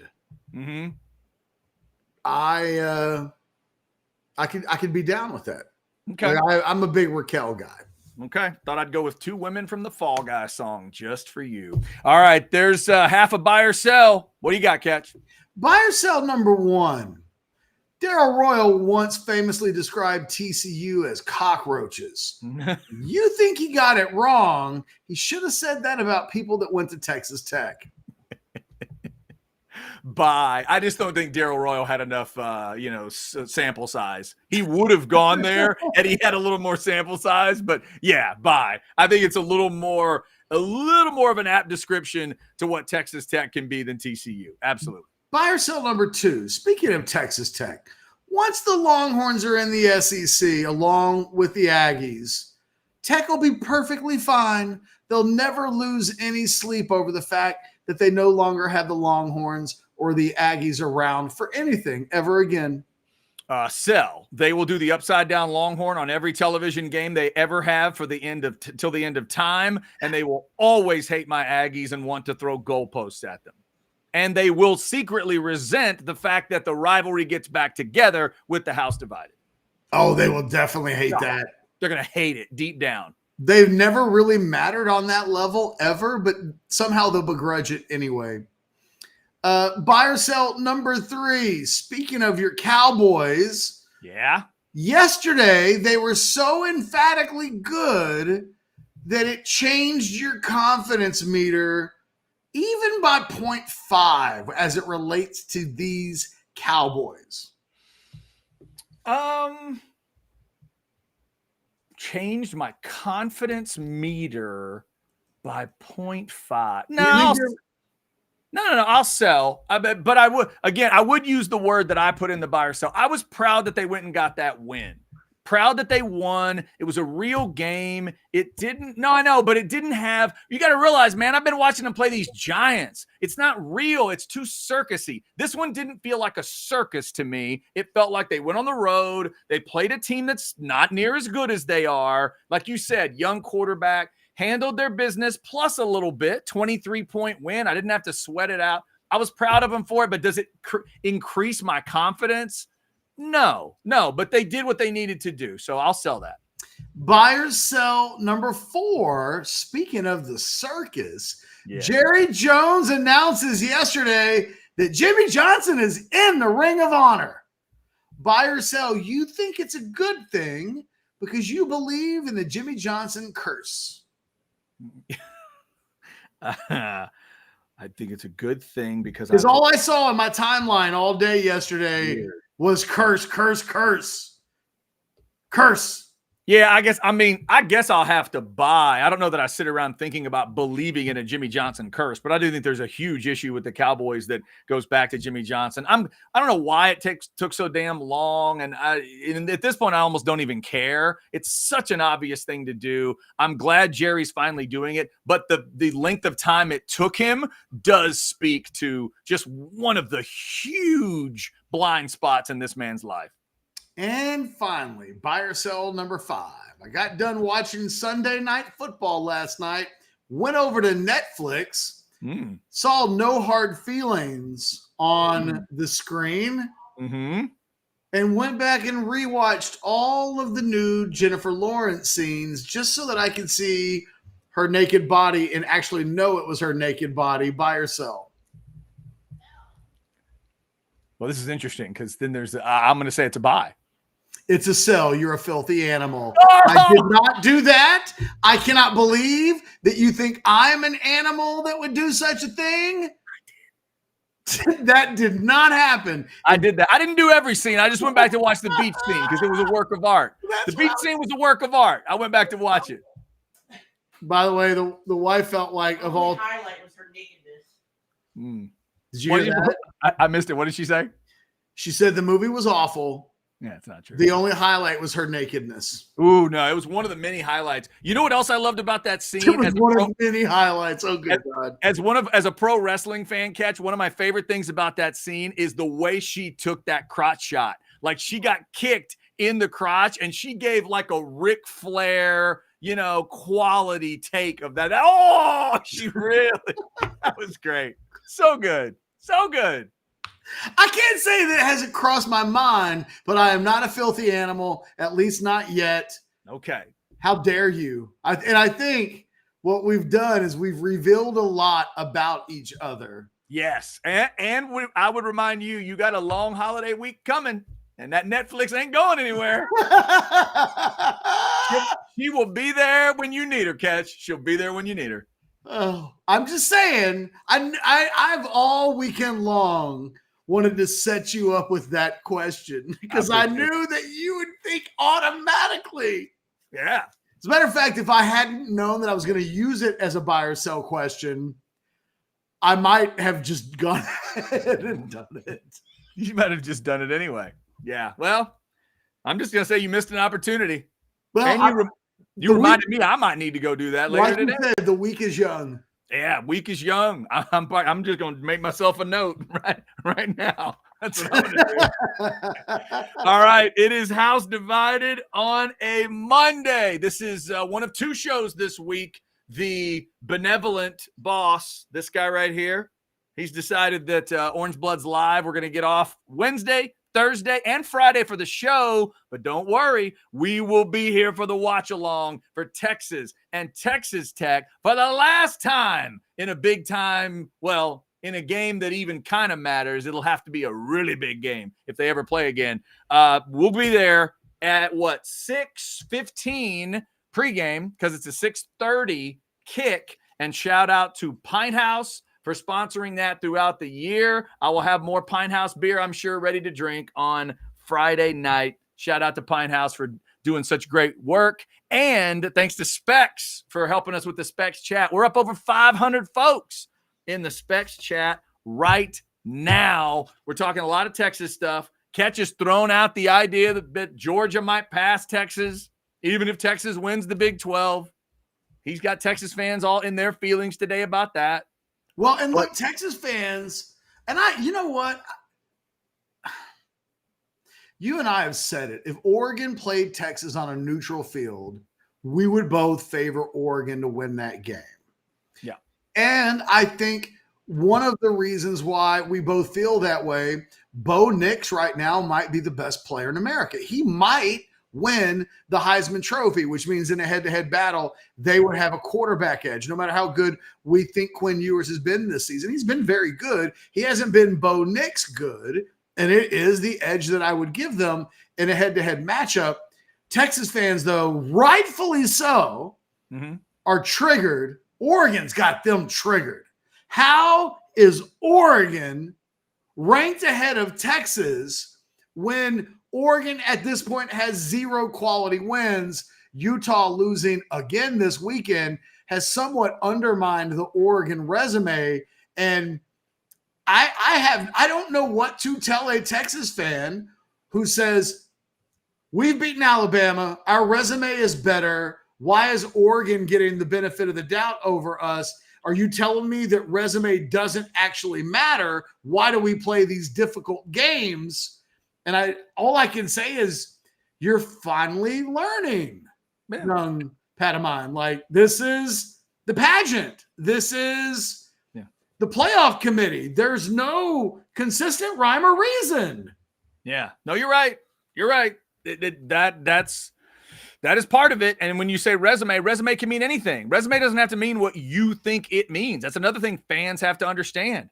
Well, doesn't resume matter? Of course, resume matters. Oregon is beating the hell out of teams on their schedule. And you know what they've got this week? A rivalry game. And it's a ranked matchup at home. And if they win it and look really good doing it and maybe even blow Oregon State out, it's going to look even more impressive to the committee. They're going to make even more of an argument for that. I mean, and by the way, back to the chat we had earlier, Ketch, here's another argument not to schedule games like Texas did with Bama, because it is in September. It is too damn long ago for some people. Like, I firmly believe in the head-to-head idea. Trust me, I do. Texas fans, we've been talking about this all year. If you're right next to each other in the rankings, the team that won the game should be above the team that didn't. I'm all about that. But it has been a long time since that game is played, and recency bias is going to matter, and what they've seen most recently is going to matter. Like, Ketch, is the fact that Oklahoma is the fact that Oregon lost by that much to Texas Tech. Does that even matter now? Not lost, but beat Texas Tech by that much. Does that even matter? No, man, that was so long ago. Like, some people will pull that out today and be like, well, come on, it was close with them in love. Who cares at this point? They won the game. They escaped, and they've been kicking the doors off of people, and Bo Nix is putting up stupid stats. He threw 6 touchdowns in the first half last week. They're prettier than you are right now, Texas. I hate to say it that way. You know what? They're actually, ironically, they've emerged as the team that Texas was supposed to be. High-flying offense. Yep. Pretty. Badass quarterback. I mean, play calling, yes. Yep. Oregon is the team that we thought Texas was going to be. They don't have a resume full of wins against really good teams, but they have been beating the hell out of teams. And for weeks, Chad and I have been saying beating Houston at the end of the game and beating TCU, holding on for dear life in a game, it doesn't help. It doesn't help to barely be getting by pretty average football teams. Not when other teams are beating the hell out of pretty average football teams. Yeah. So I do agree with Texas fans, though. I don't have Texas rated higher than Oregon because in my heart of hearts, I believe that if those two teams played on a neutral field, I think Oregon would beat Texas more times than Texas beats Oregon if they played 10 times. Right. Maybe 6 or 7 I'd give to Oregon. Maybe it's more 6 than that. The problem is, do you have a crow? That sounded like a pet crow. we might. Is that a bird? I love that the person who made the crow noise then told everybody who was around them, be quiet. I need silence. Rah! When the kids are home, so you have an older child. That's right. So you don't have to worry about necessarily. It's a zoo in my house. Yeah, no, they went out to run errands. That's what they're doing right now. She can drive a car, right? She can drive a car. Oh my gosh. Texas's resume is better. And it is incredibly frustrating that other than being able to box out Alabama week after week. Because Alabama right now, if Texas Texas had lost one more game, Alabama would be ranked ahead of Oregon, in my opinion. And we'd really be having a conversation about two teams in the SEC getting in because they would be right behind either Florida State and or Washington in a world where Texas just doesn't keep winning games and being the problem that Alabama can't quite shake. Then there's the Florida State thing, and Texas fans are in their feelings about Florida. Why can't they just lose? Right. And now they're wondering if they win, but they do it with the backup quarterback. Do they get somehow that Kenyon Martin Cincinnati treatment and they get dropped on the seed line or something like that? But you brought up the point in 10 Thoughts for the weekend. Check it out on orangebloods.com. That could you really punish an undefeated Florida State team if they do get a couple wins here with a backup quarterback? If they beat Florida in the swamp with a backup, and then they beat Louisville for a championship with a backup, you going to punish them? They're undefeated at that point. Well, and they will have beaten in the championship game of the ACC a more respected and better team than probably Texas will beat if they play Oklahoma State. Louisville is going to be ranked higher than Oklahoma State and won't come with the stigma of, well, South Alabama beat them by 26 and Central Florida beat them by 42. Right, because Louisville's just got the one loss, and Oklahoma State's got, you're right, Oklahoma State's got 2 horrific losses. 2.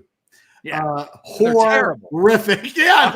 They're awful. 2 like bloodbath, end of carry kind of losses. Like Route 66 bad losses. Yes. Yeah. Horrifying. I mean, wow. So I think if it was either the Louisville game and the injury happens in the Louisville game, I think maybe the committee would give that some thought. Because Florida State still got to win 2 more games with the backup quarterback. And Texas just went through this. Like, it's easier said than done. But if they're able to get there to the finish line and ACC undefeated champions, they will have won 3 games in a row with the backup quarterback. So I think they'll have answered the should we punish them question. Should we hold that against them? That's not quite a quarter of the season, but it's like 20-ish% of the season they will have navigated without Jordan Travis, including a win over a top 10 team. So No, if Florida State wins out, they're in, and I get it because I've been stayed up till like midnight discussing this with people on Orange Bloods, lawyers who are like, Florida State couldn't beat a top 10 team. And I'm like, well, they did beat number 14 LSU by 21. Like that did, if we're going to keep bringing up Alabama, then they get to bring up LSU. And Sure. Yeah, it's a quality win, but what Florida State's been doing that Texas hasn't, is they've been battering teams for the last 2 months.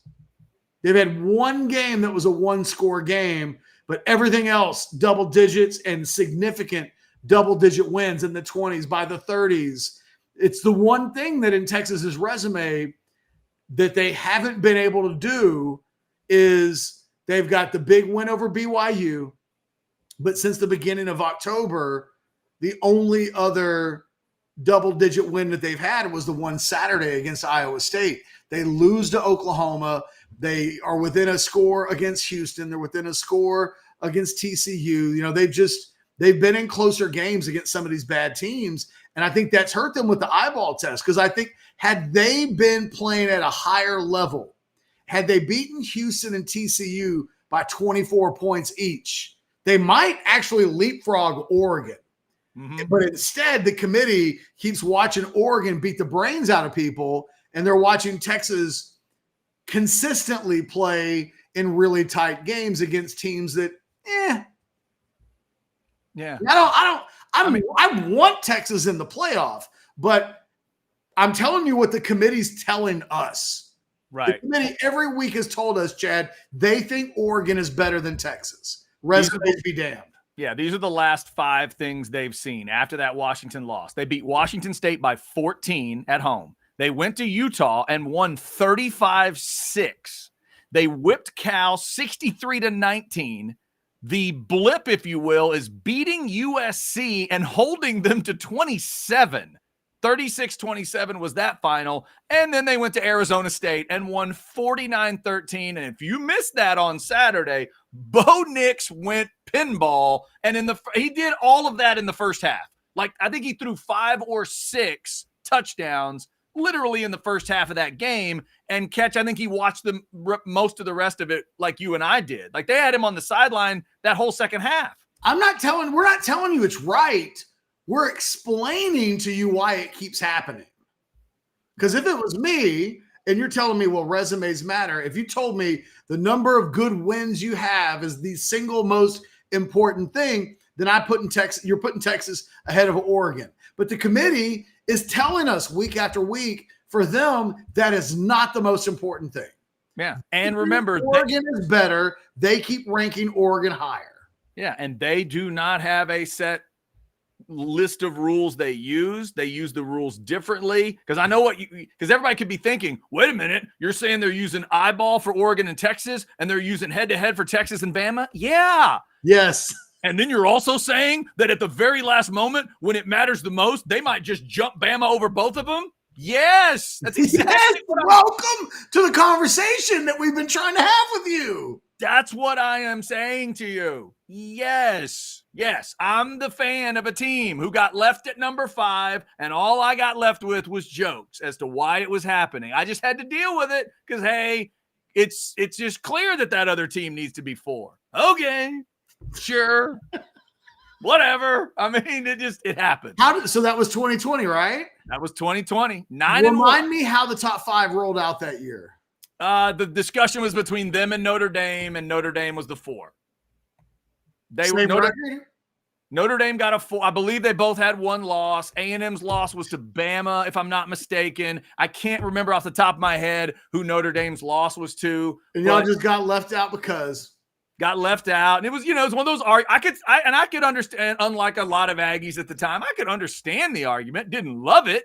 I didn't love it. I really would have loved to seen those 2 teams play because they were so similar. Ian Book and Brian Kelly on one side, Kellen Mond and Jimbo on the other. I mean, it really was the Spider-Man pointing at each other thing. Would have been a wild game, but that's not how it works. Now it would. Now the 4 and 5 might actually have a chance to meet, but not then. Hey, the good news is next year, guys, the conversation is going to be even wackier. Yep. Oh, yeah. Oh, it's going to be wild. It's going to be nuts, man. It's going to be nuts.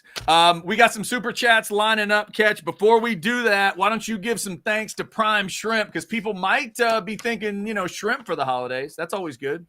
You wouldn't be doing a bad thing. And the thing about Prime Shrimp is you wouldn't have to have something in the oven for 14 hours. And is the turkey ready? And how long until dinner's ready? And hey, halftime's over. You're really going to make us eat at a table instead of letting us watch the game on TV with Prime Shrimp. And if you just scan that little QR code, it'll take you to the website. You can buy all the various packages that they have. It's heated up and ready to go in like 10 minutes. The best meal for the lowest cost that you're going to have all week, and it's not even close. Go to the website, check out all of the various flavors that they have. The bottom line is it's quick, it is affordable, and it is super yummy. And if you combine those three things together, that's what you get, Prime Shrimp. If you order up to 6 packages, you get 30% off those packages. So, yeah, buy yourself some shrimp. Go a little seafood this week. Go take a hard right in Albuquerque when everybody else is going left and having turkey, and you'll be happier for it. You'll save money. You'll have a better meal. It won't take as long, and you can do it right in front of the TV if you want to. That's how Prime Shrimp rolls. That's one of the shrimps that Bubba didn't talk about, just turkey and shrimp. What about that? Turkey dressing and shrimp. What about shrimp in your dressing? That sounds good. I'd do that. Well, yeah, because like when you're at a restaurant and they're like, we can add 4 shrimp for like $10. Okay. Let's do it. Let's go. Yeah. Wrap some bacon around it and make it better. Let's do it. All right, Ketch, we got super chats piling up. You ready? Yes. All right, let's start with the Opinion Sports Show. What up, show? $4.99 super chat. Hey, Ketch, Sandyman 23. Oh, that's Sandman. Asked if you ever consider letting other fans like himself on to talk about the Tech games since he has nothing else to do all day. Weird. Okay. No? Okay. Feels like that's a super chat thing going on, and that's something in the chat. We appreciate you. Mark, $4.99. What has to happen to have Texas versus Oklahoma in a rematch? Texas wins. Oklahoma State loses. Yep. Oklahoma wins, and then it doesn't matter what happens with K-State. Yep. There it is. Also a super chat, just a $5 from Text Guy 2. Wait a minute. Here it is. Text Guy 2, $5. So you're telling me that Georgia will lose to allow Bama in so the SEC has 2 schools? Conspiracy time. That is not what we're saying. No. All we're saying is Georgia won't fall to 5. Yeah. Kirby Smart's not going to let Bama do anything, and Bama's not letting Georgia do anything. But I mean, it is what it is with those 2 teams. And if it's close, that is something that just to keep in mind if you're a Texas fan. Texas 2005, $4.99. Alabama will not jump Texas. We did. We had that one. Let's set a bad precedent. We had that one earlier, right? Yeah. I skipped that one to the front of the line because I thought you would get a chuckle out of it. Yeah, no, it was a chuckle. That was good. I really wish that we lived in a world where that one was true. $5, Buck Wild Longhorn. What if Bama gets upset by Auburn? We got that one, right? Yep, we did that one too. Yep, 2-loss SEC champ would not get in. 2-loss team has not been in this playoff ever. Montgomery, $1.99. Okay, Washington, Ohio State, Florida State went out. Alabama wins. Who is out? So Washington's in, Ohio State's in, Florida State's in. Bama would be, if Bama wins out, who's out? Georgia might be out in that case. Georgia would be out and Texas would be out. And you think Alabama would be in? Assuming that if he means they win out, that means they win the SEC. If it's a battle between literally who won that game in Atlanta, then Bama would get it as the winner, I would think. And then Texas. The SEC is not getting left out. Right. So, but they would leave Georgia out to put Bama in. Well, then that means Georgia would be at 5, and I'm not convinced of that. Okay. I think in that scenario, well, this is what would be the question there, Ketch. Washington and Ohio State, I think, would be fine. Do you think there'll be an argument at that point for a 1-loss Georgia, if it's close, over an undefeated Florida State with a backup quarterback? because we don't talk about a precedent. That'd be a precedent. Would the committee put Georgia over an undefeated conference champion? Probably not. I would think no. I would think that's Florida State's in. I don't care who their quarterback is. If they finish this out and they're undefeated, you got to give them that love and say. The thing is, I'm going to say it again. They think Georgia is easily the number one team right now. Yeah. So, and they're going to think that next weekend.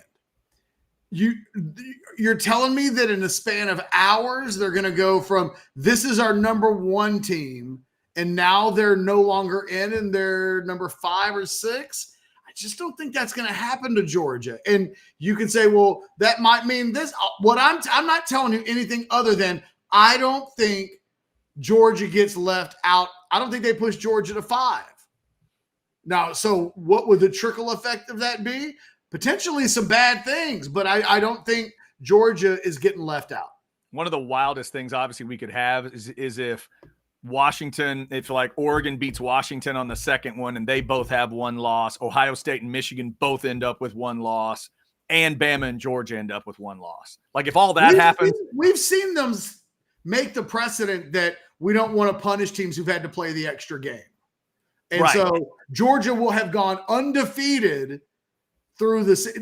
Now it's different when it's like Oregon versus Washington or a rematch or a situation like that. But in general, and they did this with TCU last year. They didn't punish TCU because they lost to Kansas State. They could have. They did, and they lost that by that. They lost. That was an overtime game, wasn't it? Yeah. I mean, you lose by a hair. They gave them the love there. All right, another super chat. Thank you for that one. James, $5. Texas's path to the playoff is Florida State slipping up. If Texas wins out and Florida State drops a game, Texas is in. No offense, Chad.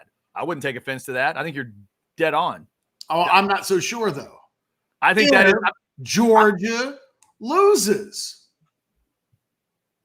Because, if in order for that to happen, Georgia would be falling to 5th?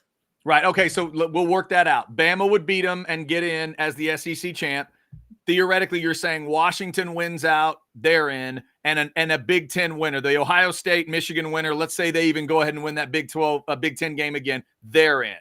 Well, so the Pac-12 winner is in. Right. We're talking about 1 spot there. I get where you're going. 1 spot left. But yeah, James, in theory, I get what you're saying. We've been saying Florida State or Washington needs to slip for Texas to really have a reasonable spot. But it may come down to what Ketch is talking about today. If that were to happen, I do think Florida State would be in trouble.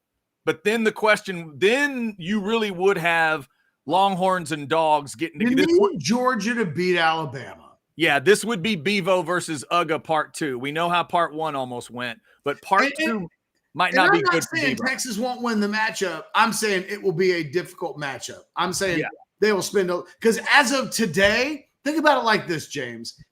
We are, I guess, 15 days away from the announcement being made. As of this very moment, the committee sees Georgia as the no doubt about it number 1 team in the country. Nobody's even in a discussion with them. That's who they are at this very moment. And Texas is the team that they won't even rank over an Oregon team that has no good wins. So in the span of 15 days, you're telling me, no doubt about it, 100%, if Georgia loses, but Florida State loses, that Texas gets in over Georgia, a team that they think is up here and Texas is here, that if they lose a game, suddenly Georgia's all the way down here. I'm just not convinced, Big 12 championship or not. Would it be a unique precedent? Yes. But Georgia's the 2-time defending national champion who everybody in this moment, right now, today, thinks is the best team in the country. And I don't think that if they lose to Alabama, the committee's going to automatically think, well, they're the 5th best team in the country. I don't think they'll see it that way. Yeah. Another good thing, if you're a Texas fan, another thing to root for, it won't happen, but to root for, if both Bama and Georgia took a loss this week, you'd be good going into Atlanta because you'd know there's only one team theoretically getting out of there. Correct. If Georgia put a loss on Georgia in next week, I'd root for both of them to lose this week. Root for them to lose rival games. Then once you get to Atlanta, you'll know what to root for. It'll be real obvious. You'll need Bama to win by a bunch, or you'll need Georgia to win at all. If Bama lost this weekend to Auburn and beat Georgia next weekend, I think Georgia would get in as the 4 seed. I do too. But then at least that would guarantee you, if you can get one loss on either one of them now, you know you're only going to have to deal with one team getting out of Atlanta. Yep. But you're right. There's a danger or two. Then there's this other danger people want to ask about, Ketch. Buckwild Longhorn, $2 super chat. Okay. Does an 11-1 Michigan-Ohio State get in? No. This is the discussion in the Big Ten. I do think I've asked myself this question this week as well. Forget about in 2 weeks. Just on Saturday, or I guess next Tuesday. I think if Ohio State beats Michigan, I think they drop Michigan behind all of the one-loss teams, and they're thankful to be able to do it. I think they're dying to be able to not have to include cheating-ass Michigan into the equation. It's the headache they don't want. Right. Ohio State a few weeks ago, though, was the number 1 team in the country. If they lost, let's say 31-30 on a last-second field goal to Michigan at the Big House, how far does Ohio State fall? And I don't know. I don't know the answer to that. Yeah, would they fall past Florida State? Yes. Yeah. But would they fall past Oregon or Texas? Whereas I think Michigan would. Yeah. I don't know about Ohio State. Yeah, that's the question. I said Florida State. Obviously, if they're still undefeated, you'd probably go past them. But yeah, the question is that wall with Oregon, Texas, Bama. That's the start of the one-loss teams. How far do you fall into that stack? Where do you fall? Because, see, Ketch, here's what's interesting, too. The Big Ten loser this week, the game, the big game, whatever they call it, that loser could then become one of those gap teams you and I have talked about with Texas and Bama. Because then would that be another team the committee could use if they needed to, if they felt like it was necessary to be a spacer, if Bama just keeps looking. Like if Bama's at Auburn for the Iron Bowl, what if they crush them? What if Auburn really has lost it all and Bama really lays it on them? And then let's say they won't get a lot of respect for that. Okay, I think New Mexico State made sure of that this weekend. But then Michigan or Ohio State loses definitively, Big Ten definitively, like 2 touchdowns. Would they fall? 6 points, Chad? Yeah, right, exactly. 6 points with the under. But then how far do you fall? And then could you possibly jump up? The one piece of good news Texas fans have had these few weeks is while we've been warning them, hey, the committee could get weird and put Bama above y'all, just prepare for it. They haven't done it yet. They've stayed consistent with at least that theory where Bama has not been able to get over Texas. But to me, I don't think of that as some impenetrable barrier. I don't think of it as like some force field in a science fiction movie. I just think of it as something that this committee can turn on and turn off whenever they want to. I just don't think they're ready to turn it on yet. Ultimately, I don't think a one-loss Big Ten team gets into the championship, like into the Final Four. I agree with that. I think they could box a team or two out. And I think, you could make a case that if Ohio State were to lose to Michigan in a close game, you could make a case that they could put Ohio State in front of both Oregon and Texas. And Oregon gets in if they beat Washington because they could claim that win and say that then moved them ahead of Ohio State. But in a world where I'm like, I don't think Georgia falls to 5, Ohio State could be the wall that they stop at. Because they can say, well, we've got Ohio State ranked ahead of Oregon and Texas and Alabama. But if they lose to Alabama in the championship game, we won't drop them further back than an Ohio State team that didn't even play this weekend. So it actually would give them a get out of jail card to leverage. You can always move the teams behind Ohio State forward if you wanted to. But if you needed like a roadblock in the middle of the street for Georgia, I think Ohio State could be it. And say, well, we're not dropping them behind Ohio State. And it's like, oh, well, you've got Ohio State at 5. So does that mean that, Washington falls behind, Oregon leaps ahead, and then Georgia just stops? Maybe. That's an interesting thought. By the way, before we get to this next super chat, am I the only one that thinks about Ohio State and Michigan with what I've seen each of them deal with this year and just go, I don't know. Like, no. Do you know anything about these two teams other than a couple names on? I mean, you know who plays for them, but like, do you really believe, especially with what's happened with Notre Dame over the year, like, do you think you know anything about either one of them? Well, no. I mean, Ohio State's a team that probably should have lost to Notre Dame. They stole that game from the jaws of defeat. Yeah. And meanwhile, Notre Dame stole, defeat from the jaws of victory in that game. And now Notre Dame's gone on to be. I mean, Notre Dame's not a bad football team. That's not what I'm saying. Ohio State's been tested more than Michigan, but that doesn't say a lot. Well, and all we know about Michigan is that they're better than Penn State. Right. And it's like they were 9 points better than a team that has a coach that doesn't know how to make math decisions.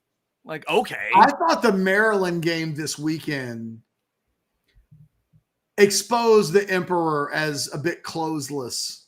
Yeah. On Saturday, where it was like, well, I'm watching Maryland, and without completely disrespecting Maryland, right? It's not right. It's like, well, I know a lot of teams can do what Maryland's doing.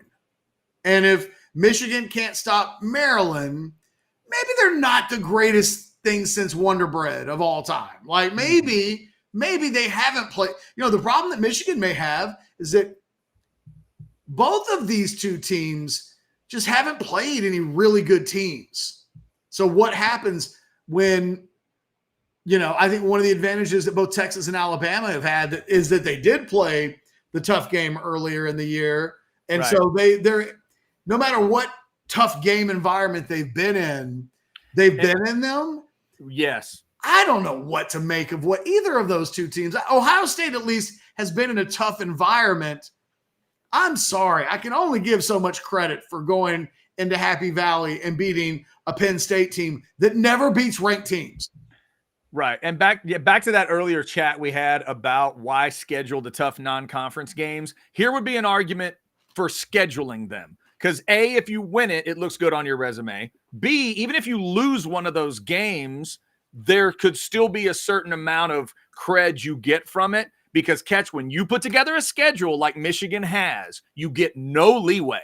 Yeah. Because I specifically think the committee will say to Michigan for multiple reasons, but one of them's a schedule reason. They will say bye-bye to Michigan with one loss, and I don't care what it looks like. Ohio State could beat them this week 13-12 on a last-second field goal, and the committee will watch. How different is Michigan's schedule from Florida State's, though? Well, I mean, that's a great argument, but Florida State's perfect. Yeah. That's the difference. If you slip, I'd say it about both those teams. If you slip, we're going to punish you big time for slipping with that script in front of you, with that group of teams in front of you. Whereas if you work like when you're Alabama and you say, well, what's your loss? It's like, well, it was a 10-point loss at home to Texas. Well, where's Texas ranked? Well, Texas is right there. Like, oh, okay. Well, that's a damn good non-conference game. That's why you would schedule it if you can get out of it. If you can Texas then really needed Oklahoma to be just a little better. How different is all of this if going into next Saturday, Texas has a top 10 battle with a one-loss Oklahoma? Right. The stakes are the same, but there's a bigger payoff to winning that game. Texas's problem is there's no real payoff in either of the next two games they win. Right. Nobody's going to be impressed and go, oh, this changes something. Yeah, because you don't get two of those. Like we talked about Oklahoma State's two horrific ones. Oklahoma needed one loss, not two, to really have, because Oklahoma's sitting what at 13? Is that where they ended up in the 13, AP? 14. Yeah, so at 13, that means they would be top 10 Catch if they had just lost one of them. Yep. Because they lost to Oklahoma State and Kansas, right? Yep. Kansas and Oklahoma State got them. Get one of those two. Figure out what the Kansas game is probably the most obvious, I guess. They were both close, but figure out one of them and it'd be a better spot. But yeah, I think that's a great point. Texas will be looking at Oklahoma, I don't think with one loss would be ranked, just to set exactly what that would be. Oklahoma's ranked higher than Louisville with one loss. Yes, because Louisville's sitting about 11 right now. No, they're 9. Oh, they're 9? My bad. Okay. Yeah, they might be. You're right. In the country. They might be a little higher than that. So they'd be 9th at worst. They'd be behind Alabama, Texas, Oregon, in that one group of 1 teams. But they'd be ahead of Louisville. And then you'd set the stage where next, or in the championship game, if there was a rematch, you're talking 7 versus 9. It at least gives you an opportunity to impress. Okay. An Oklahoma team with one loss, I think, would have some street cred, because Florida State's going to get credit for beating a one-loss Louisville team. Even if none of us really think Louisville's awesome, they're going to get some credit because of where they'll be positioned in the polls when that game takes place. It's one of the reasons why I think Florida State just needs to worry about winning out, because at the end of the day, in the beauty pageant world next Saturday, they'll beat a pretty team with a pretty ranking. Mm-hmm. And it'll be a team with a prettier ranking than the one Texas will face. Up over 500 folks in the Specs chat. We really appreciate you today. Keep throwing us those super chats. Blake, we see your super chat. It's a little bit of a curveball. We will get to that one. Got a little bit of a crap bag coming, including a big moment for Nebraska football. We got to get to that today. Real quick, we are shouting out and we are giving thanks to our sponsors these couple days. We only have shows today and tomorrow, but let's give some love. I just gave love to Specs. If you go to specsonline.com or get the Specs app, you can get them to deliver stuff right to you, like Deep Eddy vodka. If you're like me and there's a flavor you're thinking about, right now for me, it's peach. I got to go get some of the peach Deep Eddy vodka. They've got this beautiful facility out there in Dripping Springs as well. If you want to go try the great stuff with the peach vodka or the lemon or the lime, all the different cocktails they've got for you. They are open normally Thursdays and Fridays, 11 to 7, Saturday, 11 to 5, Sunday, 12 to 5. Be sure to double check them and call out there if you're planning on heading out for the Thanksgiving weekend. They're all about having fun. They're all about getting people together for a good time. Crimson Creek Smokehouse is right there on site. The barbecue's awesome. And we're always trying to figure out a plan to get back out to the Deep Eddy Vodka tasting room. Enjoy it all responsibly, but make some great cocktails with your Deep Eddy Vodka this Thanksgiving. Have a great one. DeepEddyVodka.com is where you can check it out. And there's your QR code. And be thinking about it. Deep Eddy Vodka tasting room. Might be a good Christmas present for somebody. Just tell them, buy them a bottle of Deep Eddy Vodka, and then tell them you're taking them to the tasting room for a Merry Christmas. Could be a good idea. All right, so Ketch, there's a curveball super chat here. Still Texas football, but off of the playoff discussion. Here we go. Super chat $9.99 from Blake.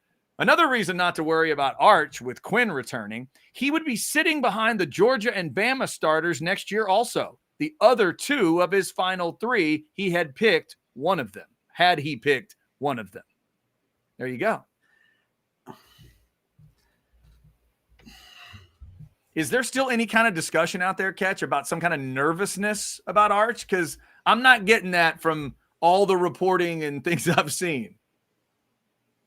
I haven't heard you, Anwar, Sugamel, anybody tell me that there's a concern. There's breathe, baby, breathe. Little woosah, maybe rub the ears. You're right, Blake. You're right.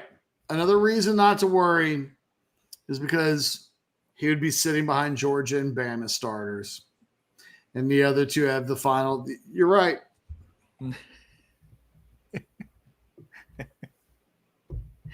All right. There you go. Blake, thank you for that super chat, I think.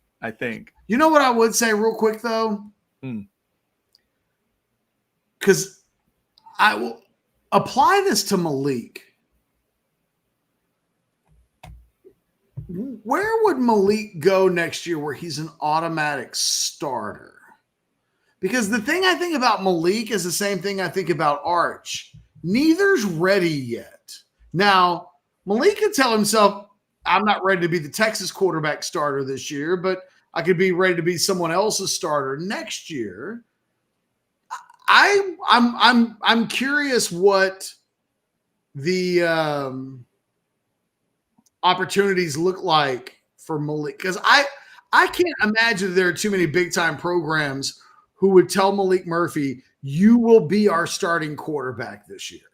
How about this idea? Darwin, Malik goes to Oregon? I mean, he could, but to be the immediate starter? Like, for sure. They wouldn't have somebody ready to go. You're not even going to bring anybody else in. You're just going to let you be the starter. He's not ready for that. Right. And he's not proven, hey, if we're going to keep it a buck, he's not proven that he's good enough. I mean, he wasn't awesome in those two games. He was okay.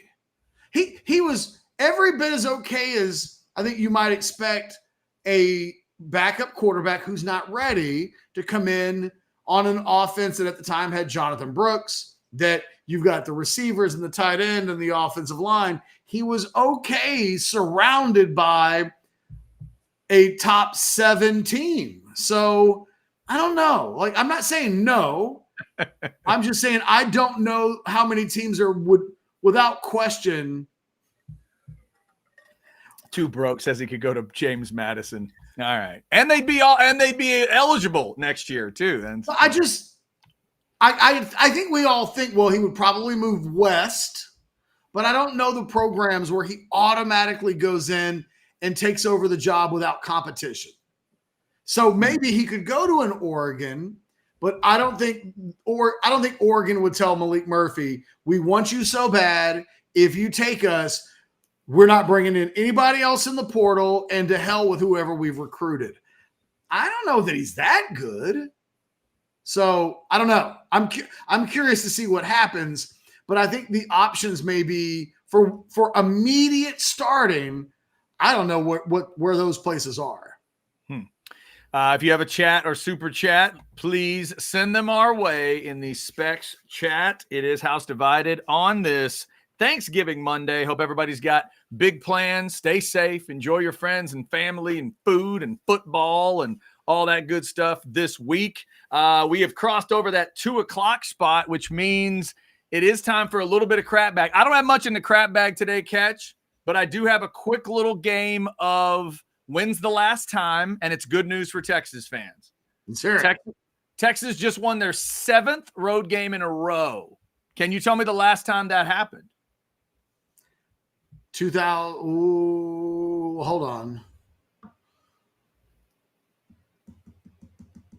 2004, 2005? A little more recent than that. In fact, you'll know the game. This was interesting. The last time Texas won 7 true road games in a row, the 7th was the Nebraska game in 2010.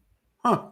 So in 2009, obviously they, making that run, they were great on the road, 5-0. There was one from 2008 and then 7. Ultimately, that run actually had 8 in a row in it if you go all the way back into 2008. But that 2010 Garrett Gilbert runs crazy game, that actually was the 7th in a row. So congrats to Sark's group. They are 5-0 this year on the road. So Ketch, he's taken his road number from 4-6 at Texas to 9-6. It's a pretty big jump in 1 year. Absolutely.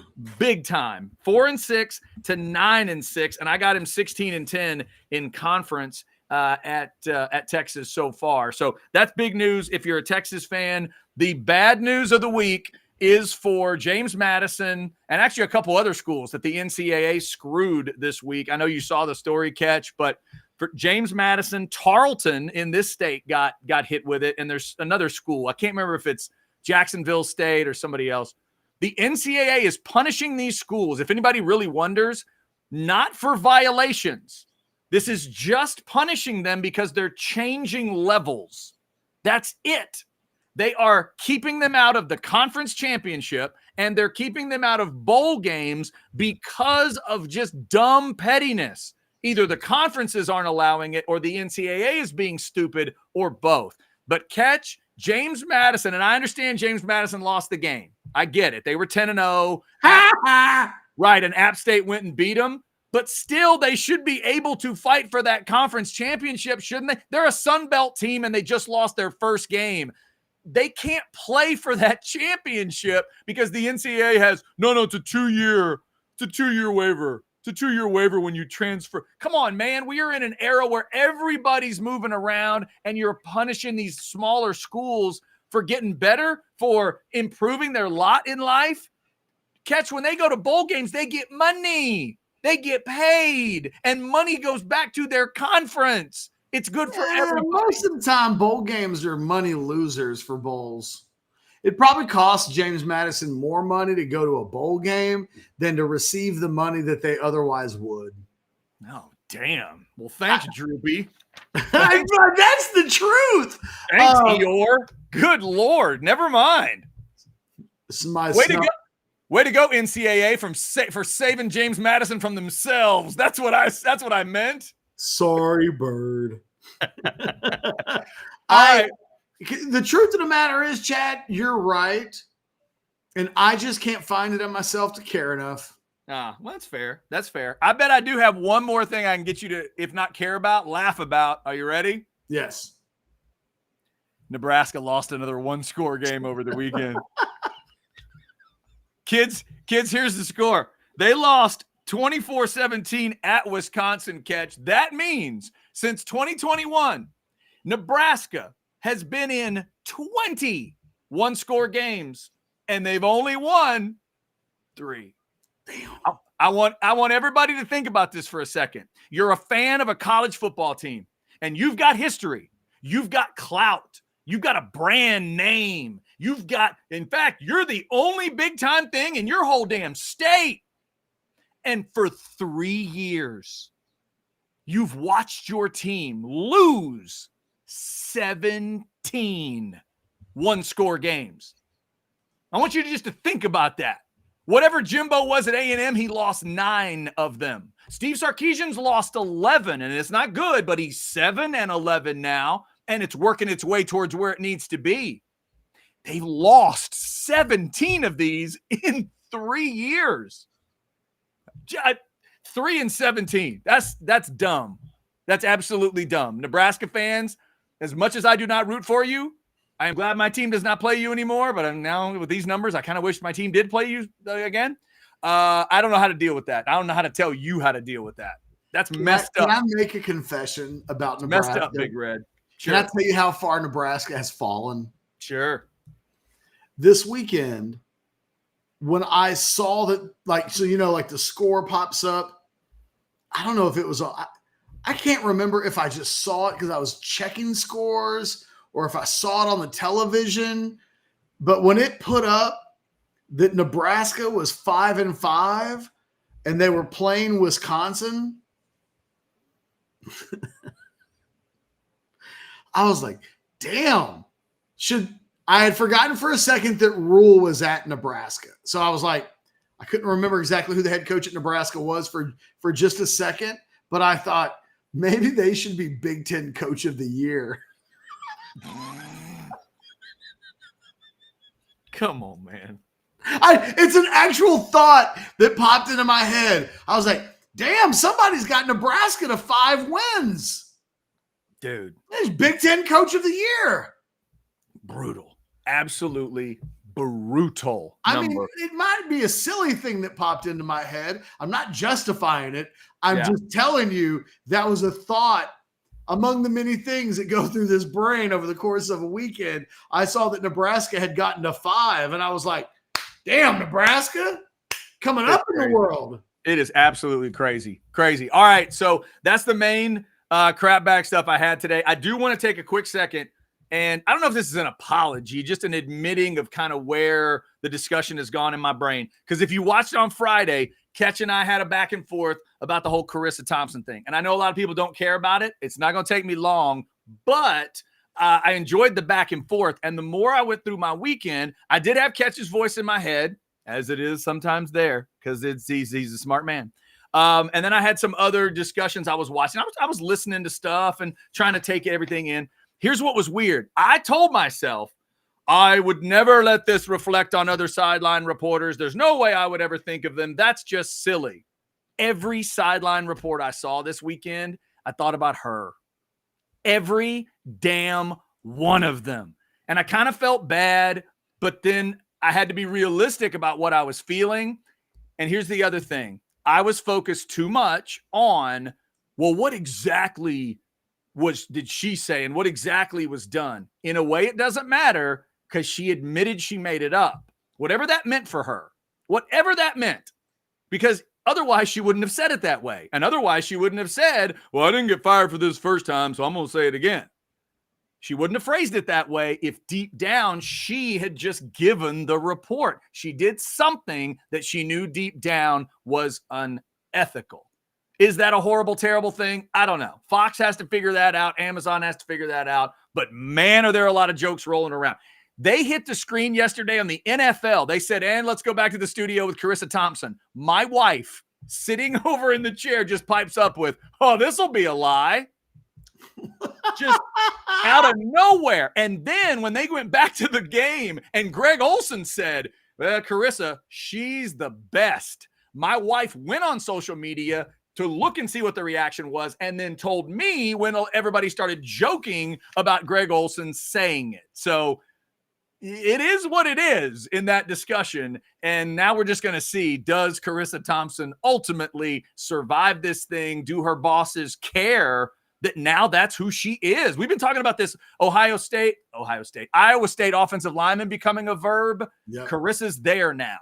Just like Brian Williams of NBC became this thing when he lied about the helicopter trip and all that stuff. This is going to be her now, right or wrong.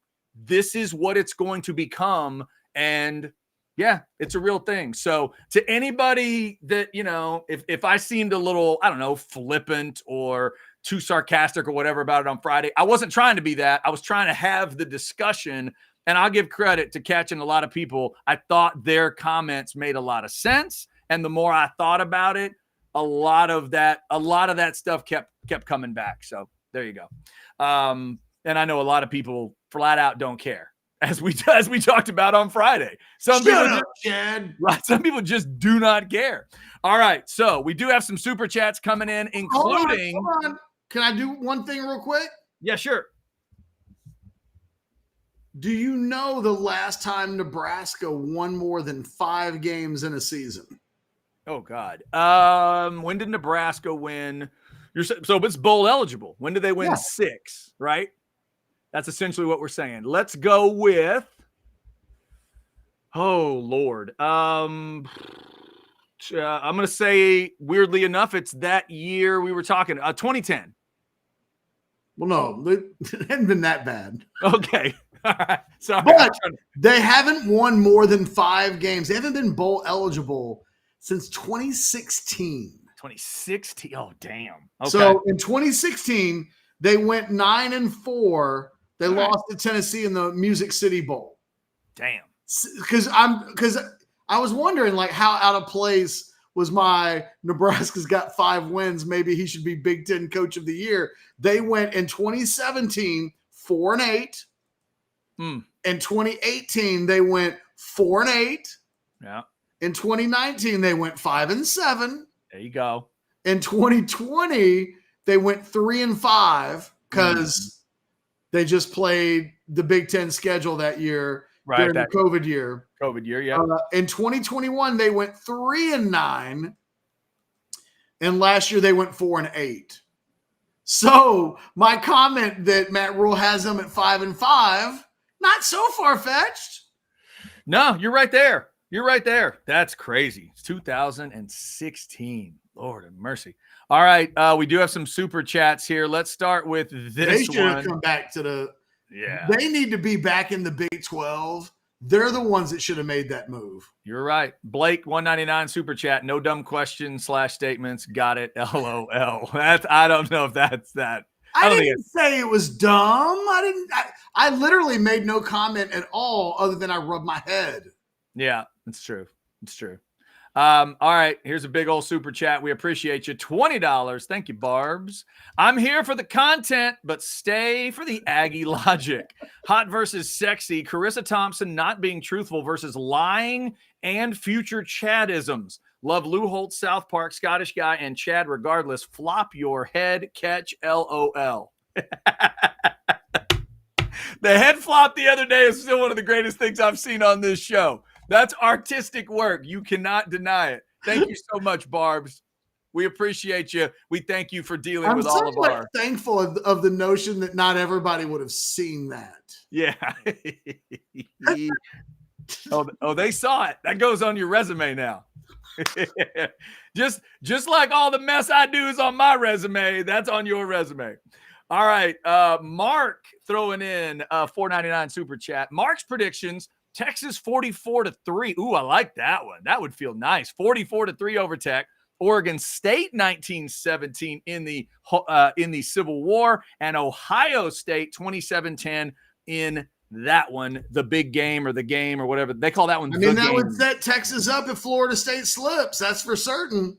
It really would. Yeah, it would definitely get a close loss like that for Oregon. Would at least make the argument that if Texas looks impressive, you could and that would be really impressive at 44-3. That would at least make the argument Ketch for Texas over Oregon, right? At the very least. If Oregon loses, yeah. Right? I mean, come on. They'll have 2 losses. They'll have lost the second game, so then you get that taken care of. Then it'll just be about what does Bama do to Auburn. I will say this, man. We had, while we were doing the Texas game the other night, we had that Washington-Oregon State game on.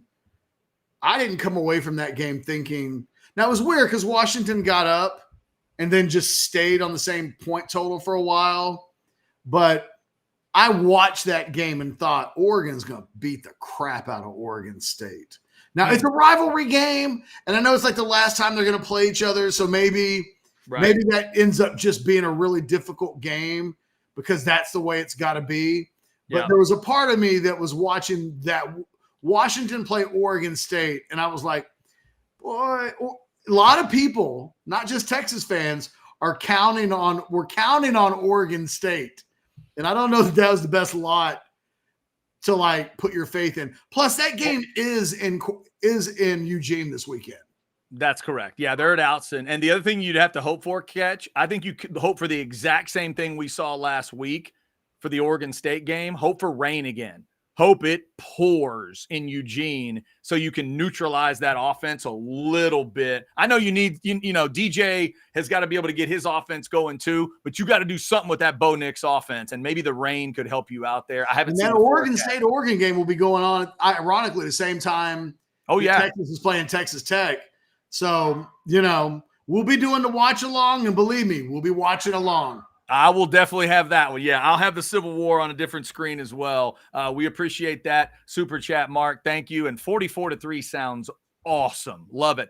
I also love this idea, Ketch. Check this out from Central Texas Aviator. $4.99 super chat, late to the topic. If you ask the people at Hayes City Store, they'll layer your chicken fried steak with the truck stop enchiladas. Have someone drive you home, though. Wow. I've had both. I never thought for one moment of having each of them that they need to be together. But then again, I've had experiences while eating where when they say, do you want to add blank? It's turned really good. Like adding a fried egg to stuff has really changed my life. Remember when they started putting donuts on hamburgers and we were like, right? That can't be good. And then you had a bite of it and you were like, well, this is going to take a year off my life, but it does taste yummy. Right, exactly. I'm gonna die quicker, but it's gonna be a better trip. Yeah, so there you go. Apparently, little insider information for those folks that are heading out to Hate City Store.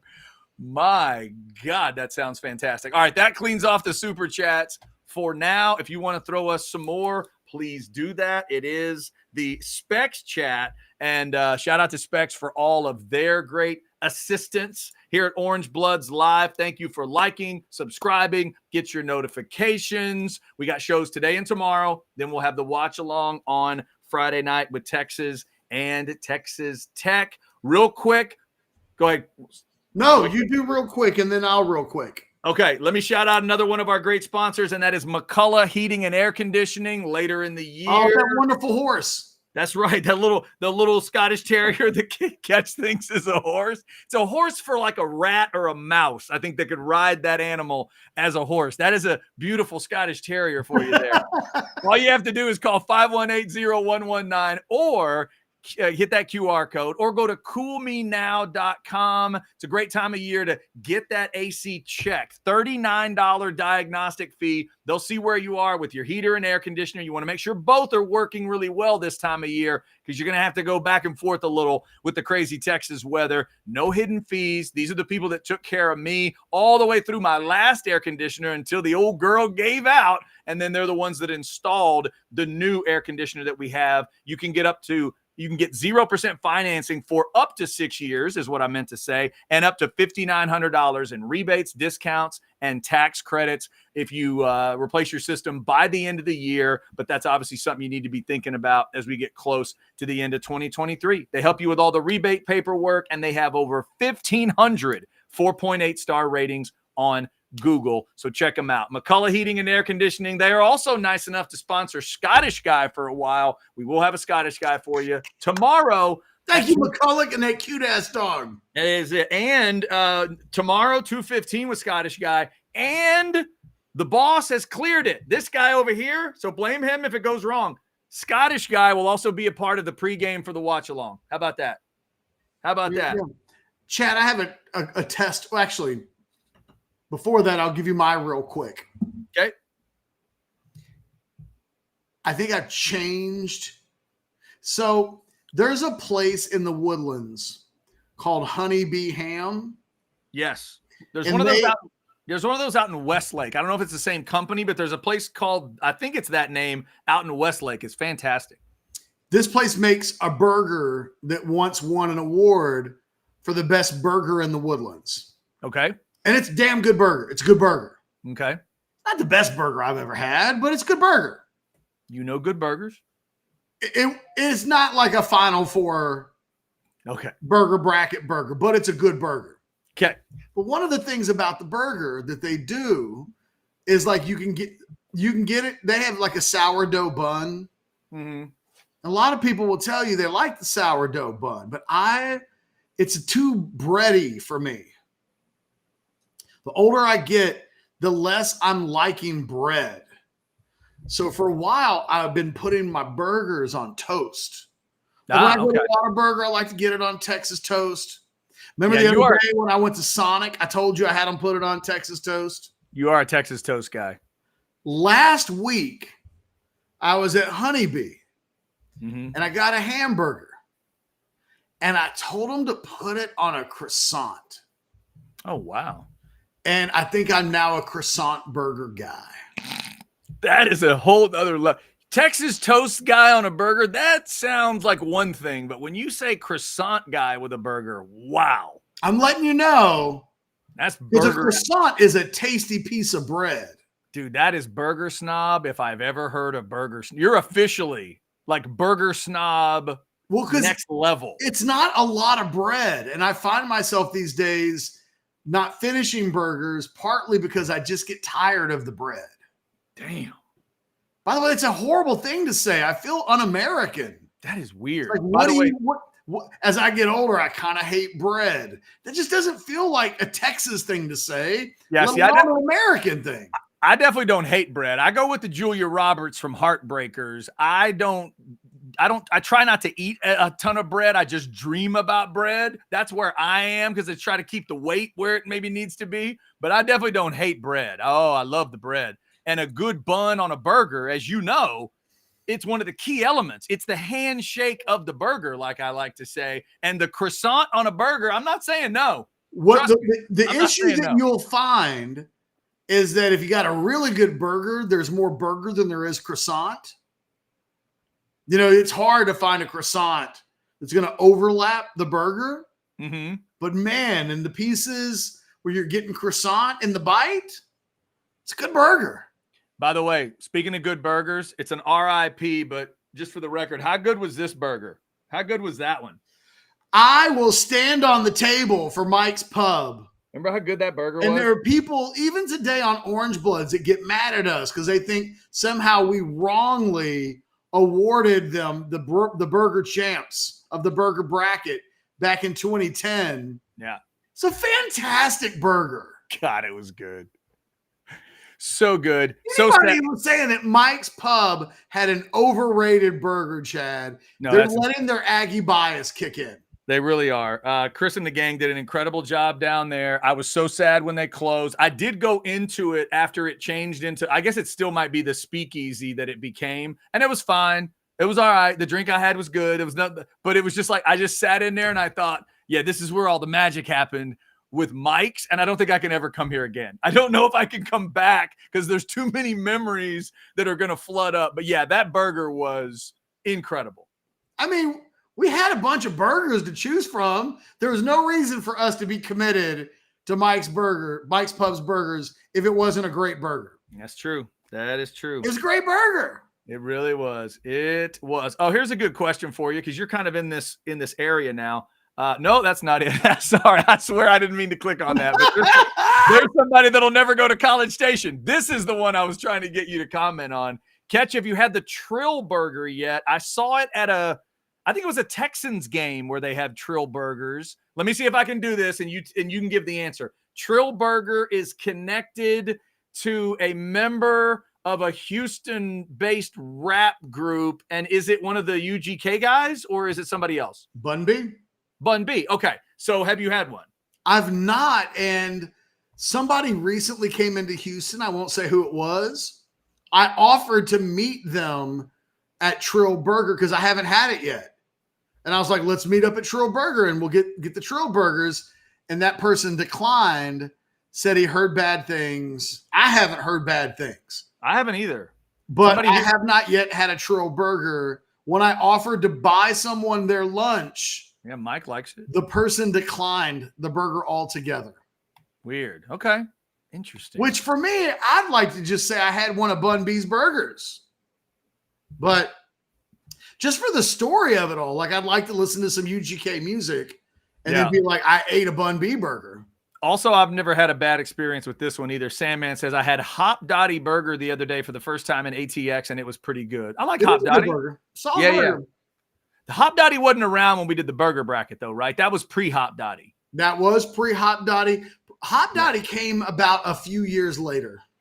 You know what Hop Dottie did? They were the first place that did this that I thought was brilliant. Everybody, I'm sure, does it now. Hop Dottie's the first place I ever went to that gave you a shake. When you got one of their great shakes, they would give you a straw that was like that thick so you could properly drink the thick-ass shake. I just thought it was the most brilliant thing. As I was going through the ice cream headache and everything that came with it, I just realized, God, that's a great idea. Well, because there's nothing worse like getting a shake and then you have a skinny straw and then you spend like 14 minutes trying to get just a piece of the shake to come through the straw because it's thick. And your face muscles get all cramped up and you're just like you can't. Yeah, it's terrible. You look like the little girl. Remember, was it Airplane 2 where they were playing maybe it was original Airplane where she's playing the guitar and she knocks the hose out of the little girl's, the IV deal when she's singing and the little girl's face goes into that thing. That's what you do. All right, Sandman, I'm going to do you a favor. Oh, here we go. Look out. I have been pissed at P. Terry's for 13 years. Here we go. Because all I heard was P. Terry's this and P. Terry's that. Got to go to P. Terry's. What a hamburger place. So me and my boy Eric and my boy Terry, two of the bread men, the three of us, because we're in the middle of the burger bracket, and they were like, let's go get one of these badass burgers you're having all over town. And I was like, I've not been to P. Terry. So we went to the P. Terry's off Lamar. Yeah. Went inside. This is the truest story I'll ever tell. It happened just like this. We ordered our burgers. Each of us took a bite of our burgers, kind of looked at each other, and we were like, this just tastes like a hamburger. This tastes like a Wendy's hamburger. Oh, no. And I was like, they were Nothing wrong with that. They were like, this kind of sucks. We could have went anywhere and got a hamburger, and instead we came here, and it's just a Wendy's burger with good lettuce. So you know what we did? What did you do? I took them to Mike's Pub. And on the way out, Chad, I took my P. Terry's hamburger, and as we walked outside, I slammed that shit into the ground. Damn. You didn't even throw it away properly? You spiked it? I did. I spiked it. You like Gronk spiked the burger? Come on, dude. Out of protest. Okay, but you could have protested by throwing it away like a civilian. Like a human being, I could have. Like one of Steve Sarkeesian's football players. Right. Do what the players do in the movies. What would Roshan do? Thank you. Roshan would have cleaned up his area, not spiked it like a damn gorilla. What are you doing? Out of protest, I took that cheeseburger and spiked it into the ground. Dude, I took Eric and Terry, I took them to Mike's Pub, and we threw it down. And it was glorious. You know what? Forget it. I'm insulting the gorillas by saying that. I bet the gorilla at the zoo, when he or she doesn't want whatever they have fed them, I bet they put it aside in a nice way better than you did that hamburger. I don't want to insult the gorilla community. I bet they handle it better than you did. Cotton, the thing is, I don't know what that's even supposed to mean, but you get older and your wants and your needs change. As I've gotten older, I'm less and less about the thick, doughy bread. Yeah. And a lot of people, like Chad says, we like us some Phil's Ice House. I'd give that one a thumbs up. Big fan of Phil's. Phil, for people that don't know, Phil's Ice House is the burger place that is also connected to Amy's Ice Cream. Yeah, the Phil in Phil's Ice House is married to the Amy from Amy's Ice Cream, and the location on Burnett. Is that how that happened? I believe that's right. Yeah. Now, technically, is it actually Phil and Amy? I don't know if those are the actual names, but I've met him. I haven't actually met her, but I met him at the Burnett location. That place is awesome. If you like Amy's Ice Cream and you like a really good burger, they're connected, and there's a playground for the kids. Like, if you're like Ketch and you have younger kids. There's a big doughy bun too. Oh, they got some doughy, but they've got some great. It's a good Austin-y burger place, man. They do a lot of different options. Saying, as I get older, maybe it's just the bun fills me up. I don't know. I just am becoming less and less of a bun guy. I'm not telling you that the croissant is the best bun. Right. I'm just telling you I tried it in the last week, and it was really good. Yeah, their jalapeno cheese bun is excellent. As long as we're talking burgers, we'll give Hayes City Store another shout out because it reminds me their burgers are great. They got the bacon jam. They've got that blue cheeseburger that won them an award a few years ago. I was not prepared for the bacon jam. I'd never had a bacon jam before. Oh. Whatever I thought the bacon jam would taste like was completely different. It is an experience. It is definitely it's a different kind of burger. You're right, but man, it's a really good burger. That one's good. You can't go wrong with any of the burgers. The pizza's incredible. Somebody said they'll take the chicken fried steak and put the truck stop enchiladas right there on top of it. I'm not even sure if that's a real thing, but I do know this. If you could put anything on a chicken fried steak, if you could mix foods at Hayes City Store, yeah, I'm allowing you now to mix foods. Okay. But you have to put it on top of their chicken fried steak. So I have to take something else I like at Hay City and put it on top of the chicken fried steak? Yes. Well, that'd be easy. It'd be the grilled pork chop. Okay. Yeah, I would. Wouldn't In fact, scrumptious. it would. In fact, you know what? Let's make it a little more of a man's game. If I was really in a mood, I'd go with the chicken fried pork chop on top of the chicken fried steak. We just go double chicken fried, right? Because my next 2 trips to Hay City store will be blackened pork chop, and the next one will be chicken fried pork chop. Those are the next 2 trips for me, for sure. I'm just going to do the pork chop series, is what they call it. The pork chop triple crown. I'm going to be the pork chop triple crown guy. And I'm assuming they serve it all with that same gravy. It's unbelievable. Hay City store, check them out. The burgers are great too. Good burger discussion today. Occasionally you and I should just fall into a burger discussion out of nowhere. That's what we should do. This one happened very organically. Yeah, it did, which is how, you know what? Just like Sark said today, the culture should be organic, right? That's what he said today. JDH, Phil's Ice House. Yes, JDH. Phil's Ice House on Burn It. Look it up. Although you could go to the Phil's Ice House on research, and they had the playground and the Amy's ice cream. They got both of them there too? Yeah. Perfect. Okay. Phil's. Phil. Is that you? I told him that was you. I told him that was you. Philip, you changed, man. That might be the best detail of that interaction, that he would think to add that. You changed, man. So good. So good. Phil's Ice House.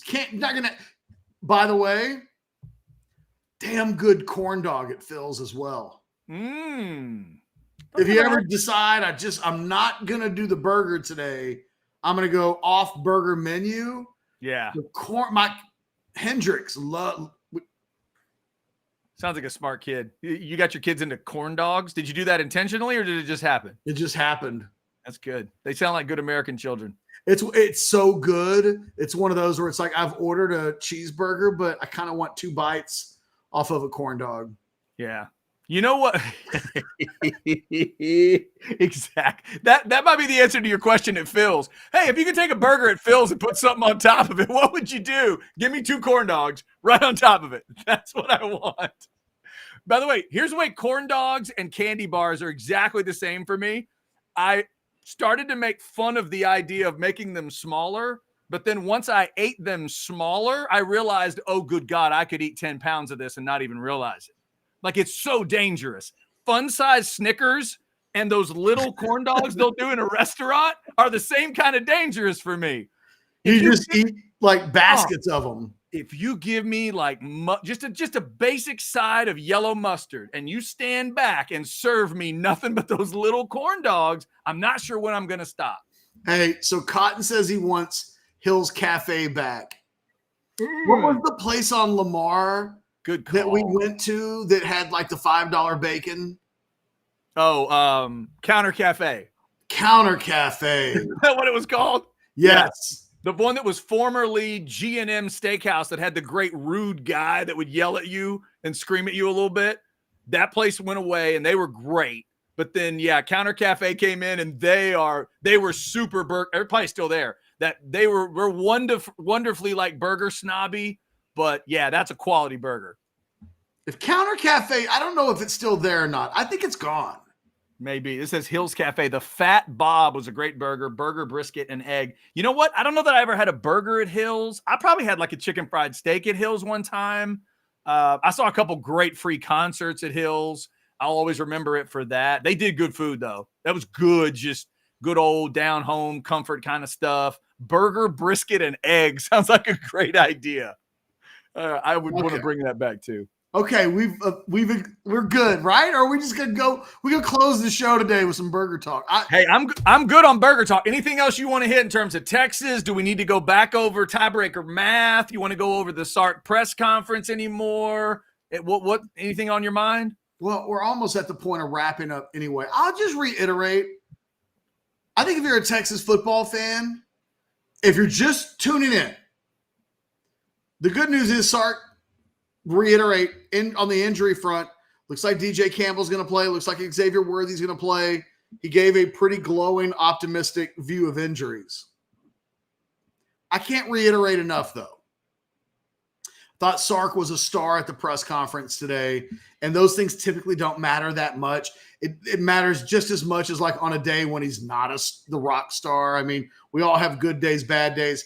On a short week, when the Texas head football coach could have been a little snippy, could have been a little bit on edge, as said Golden reminded him midway through the press conference, Sark, this is going to be the most important game that you've ever played you've ever coached in your entire life.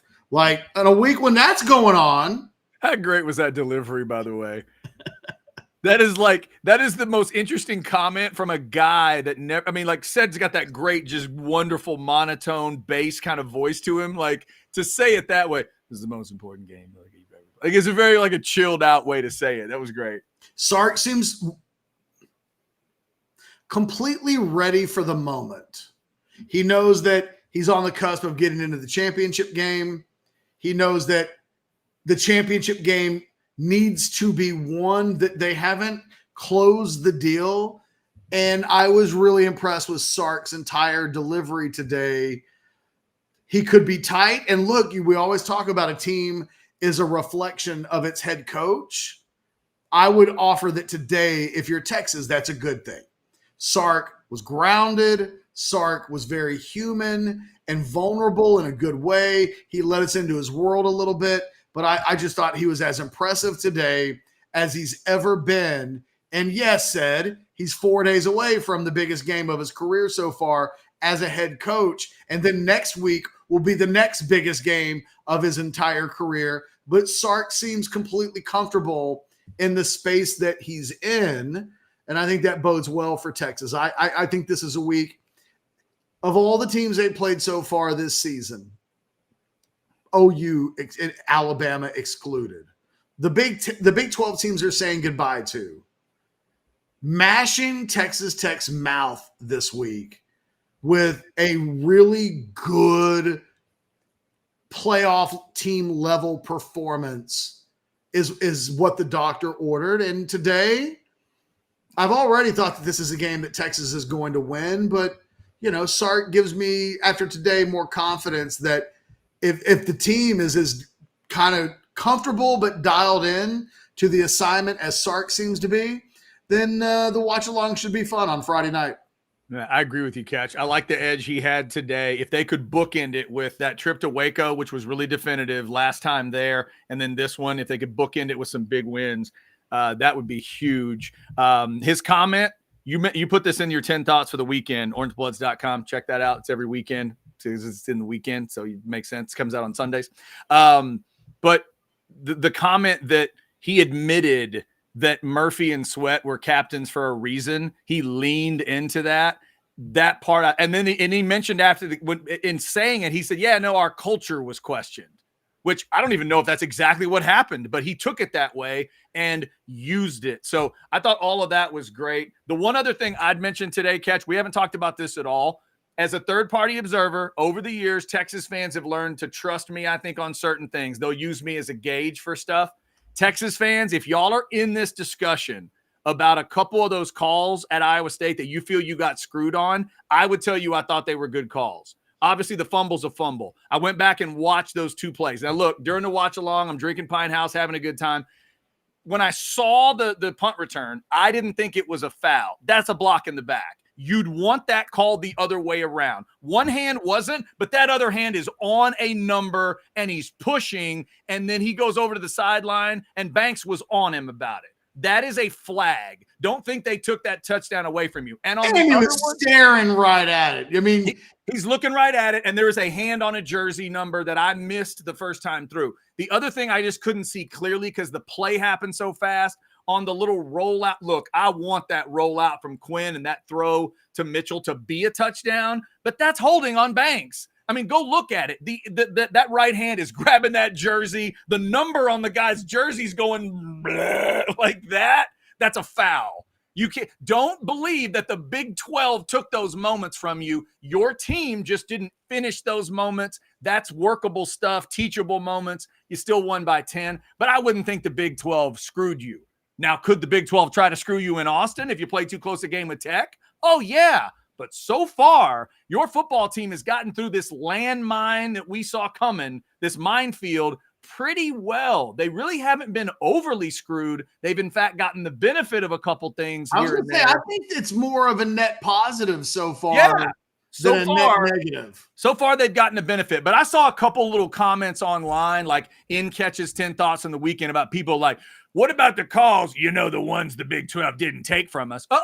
Easy. I wouldn't go there. Not with those two. I thought those were good calls, just for the record. And just so you know, yes, Chad's an Aggie, and there's the Aggie Longhorn thing that exists. I think Chad has more disgust for the Big 12 than almost any entity on the planet. And if he could have found a reason to say otherwise so that he could hammer the Big 12, I think he would have done it. Yeah. No, they're brutal in many ways. In fact, what was the moment in the Texas-Iowa State game that I loved from the Big 12 officials? I know. Remember when the guy went to the sideline and the Iowa State guy and he did the tippy-toe catch? The full discussion of that was this. The guy took his hat off to say he went out of bounds, right? But then they came together and they called it a catch. Then they went up to the booth. They came back, and what they announced was it's illegal touching, blah, blah, blah. And then they start to move on. Then he cracked the mic again to go, no. What I meant to say was that he caught the ball out of bounds. No, Sparky, that's not what happened. You just went an extra step to sound dumb. So, yeah, I'll rip the Big 12 when they need to be ripped, but those other calls were right. But that was silly the way they tried to administrate that whole thing. Like, just go by the rule. It was obvious. Just do what you do. You didn't have to do the extra part. No, he caught it out of bounds. Dude, sit down before you fall down, please. I thought the thing about the worthy punt return was that it probably didn't need to happen. Absolutely. Yeah. But at best, it's a 50-50 call. So if he didn't call it, I would have thought, well, I can see what he was looking at, and maybe it was 50-50 and he decided he was going to let it go. But it might have actually been more like 55-45 or something like that. It was one, like you said, it wasn't like Banks, after the play was over, yelled at the ref. Right, exactly. I mean, yeah. And then because you and I saw that left hand with that was Keaton Crawford that got called for that, right? Yeah. We saw the left hand. We couldn't quite see the right hand as clearly when you first see it coming through. Technically, what he's got to get out in front there, or at least be on the shoulder.